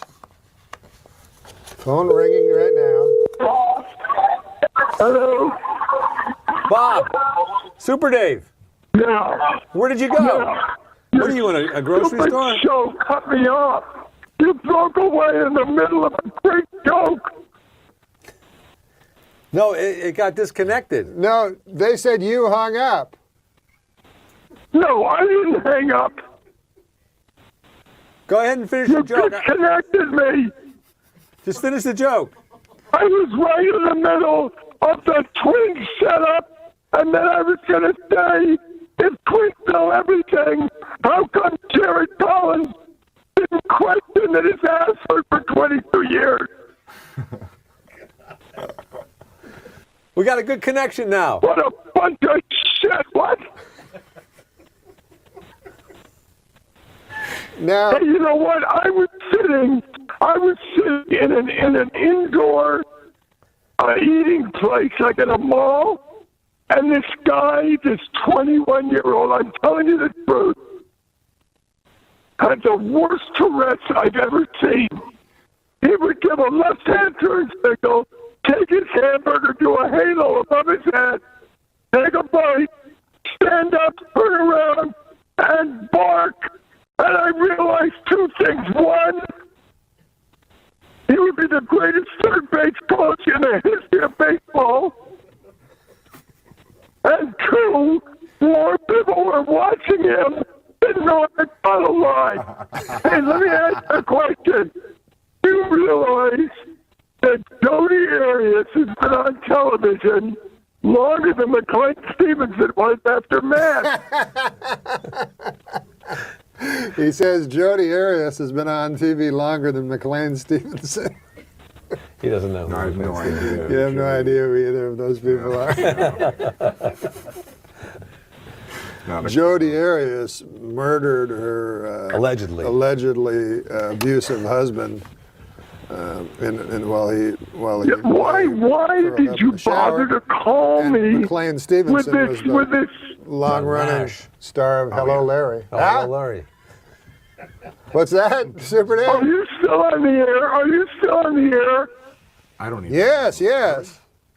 We're trying to get Bill Macy. Do you know Bill Macy? Oh, he'd be a great guest for your show. That's what I tell everybody. You know what? I think he's dead, and he would be great for your show. No, he's not dead. Let's not start any rumors that'll hurt the man's career. Bill Macy's not dead? No, he's 96. He's 96?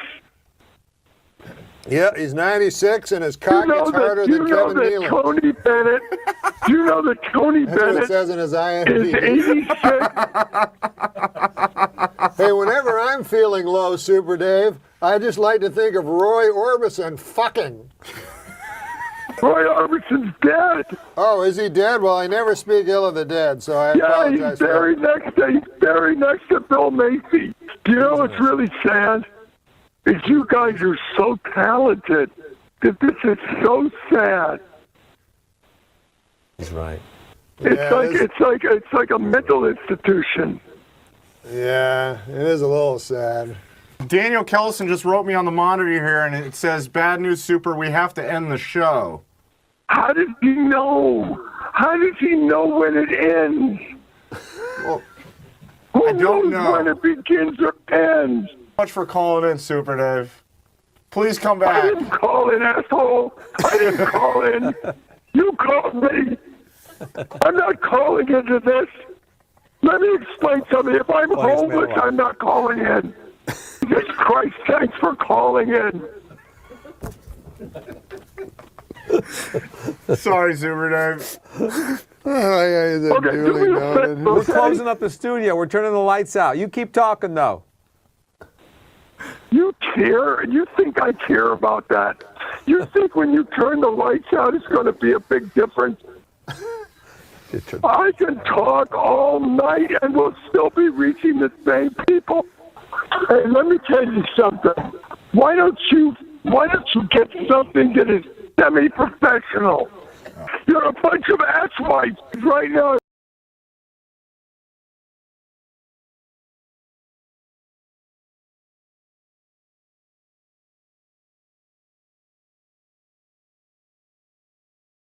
I'm getting on a bus and I'm going to scream out the window and I'll reach 20 more people than you did tonight. I'm telling you, don't ever call me again. Don't ever try to get a hold of me. I will never do this show again as long as I... Welcome Norm MacDonald, everybody.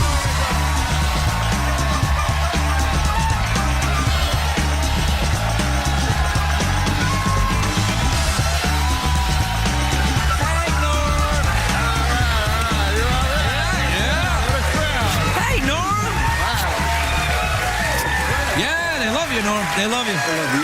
No, you. All right, that's enough. That's enough. You're making Norm nervous now. Is an exceptionally funny man. He's an actor, comedian, and former news anchor for Saturday Night Live. Next week, comedy history will be made with the premiere of Sports Show with Norm MacDonald. You can watch it Tuesday nights at 10:30 on Comedy Central. Please welcome Norm MacDonald.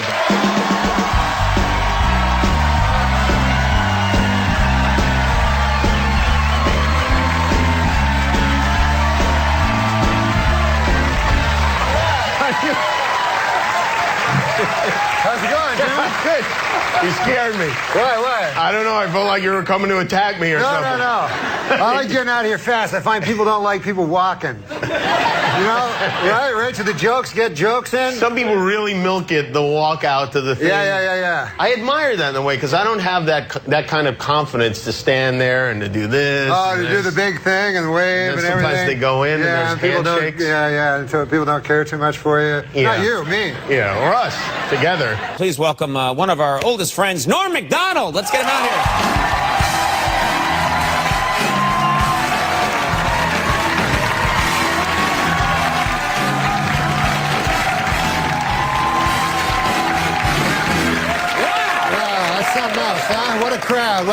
What a crowd. You guys are great, I'll tell you that. I've been on a lot of shows, but there's no better crowd than you right here. I'll tell you that right now. You're a pro. You came out here, you lit this crowd up. I'm just telling the truth. You're the truth teller. Please welcome Norm MacDonald.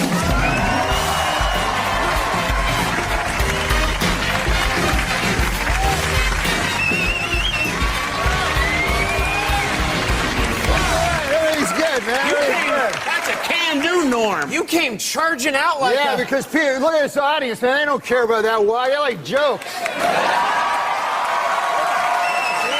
One of the funniest guys around, Norm MacDonald.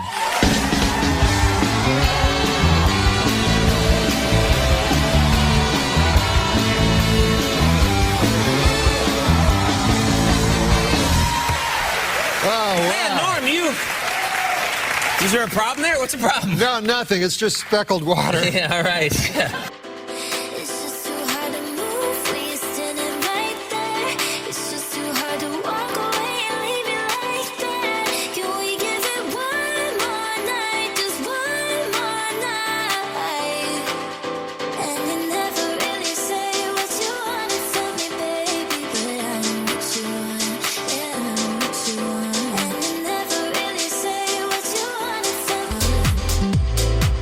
You got out fast. I want to get right to the jokes. That's what the people are here for. They're not here to see a guy walk from there to there. No, I've never seen anyone care about the customer more than you. I love this audience, man.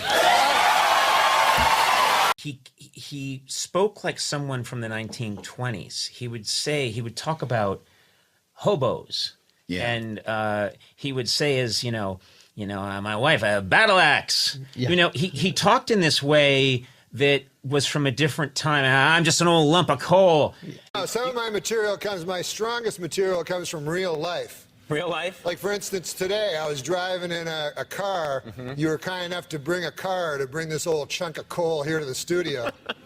We send cars for our guests, yes. Yeah, so I got in it, and I get material that way. So my driver. What do you mean? How do you get material that way? You get in the car, and what happens? My driver tells me a joke. I'm scared now. No. Firstly, Conan, I'm thankful for the fine ladies who live. The fine ladies who live across this country and leave pies on their windowsills. So an old chunk of coal like me might have a meal from time to time. Okay. I am going to return to my former sexual lifestyle. Well, yeah, what's that? It's trying to find a lady and convincing her to let me lie down on top of her. That sounds so romantic, the way you describe it. I want to lie down on top of you. What, and take a nap? What do you... I'm just an old chunk of coal that likes the, Old chunk of coal.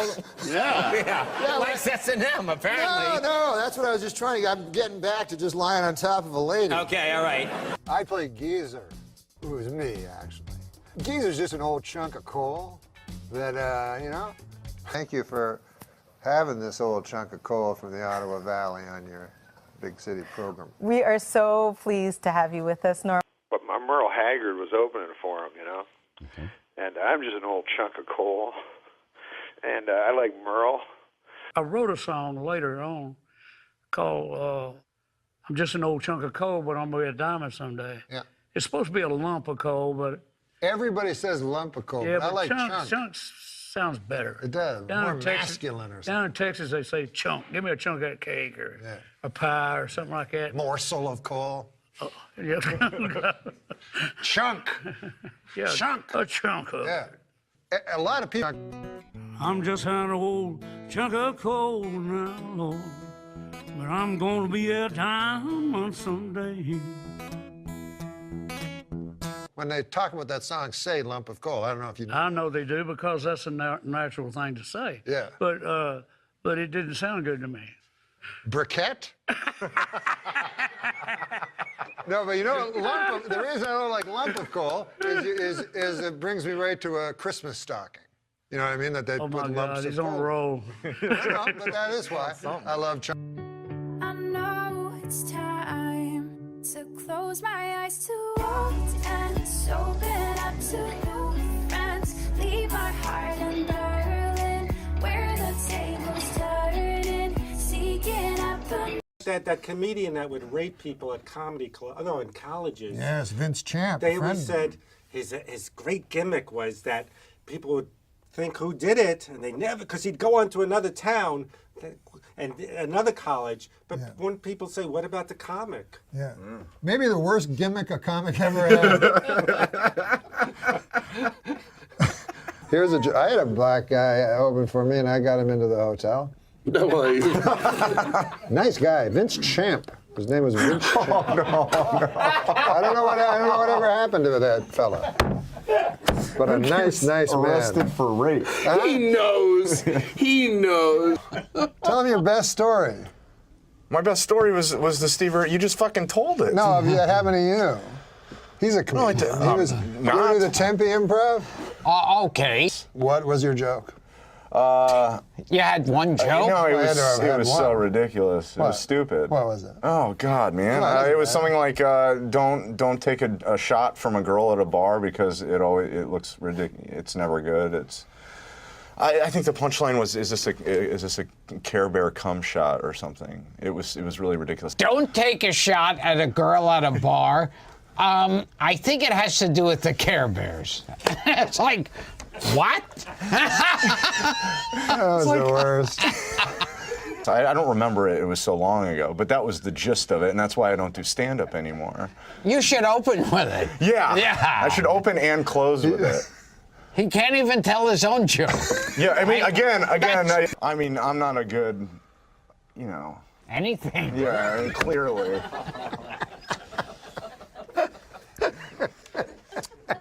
I mean, it's like. I was at a party with a friend and I noticed you first, and you returned my gaze, knew how to quench my thirst. You took me to that room like a dream come true. The dance you performed was just for me and you. Kisses on the neck, then you work your way down. Let yourself go for me all around town. Seductive.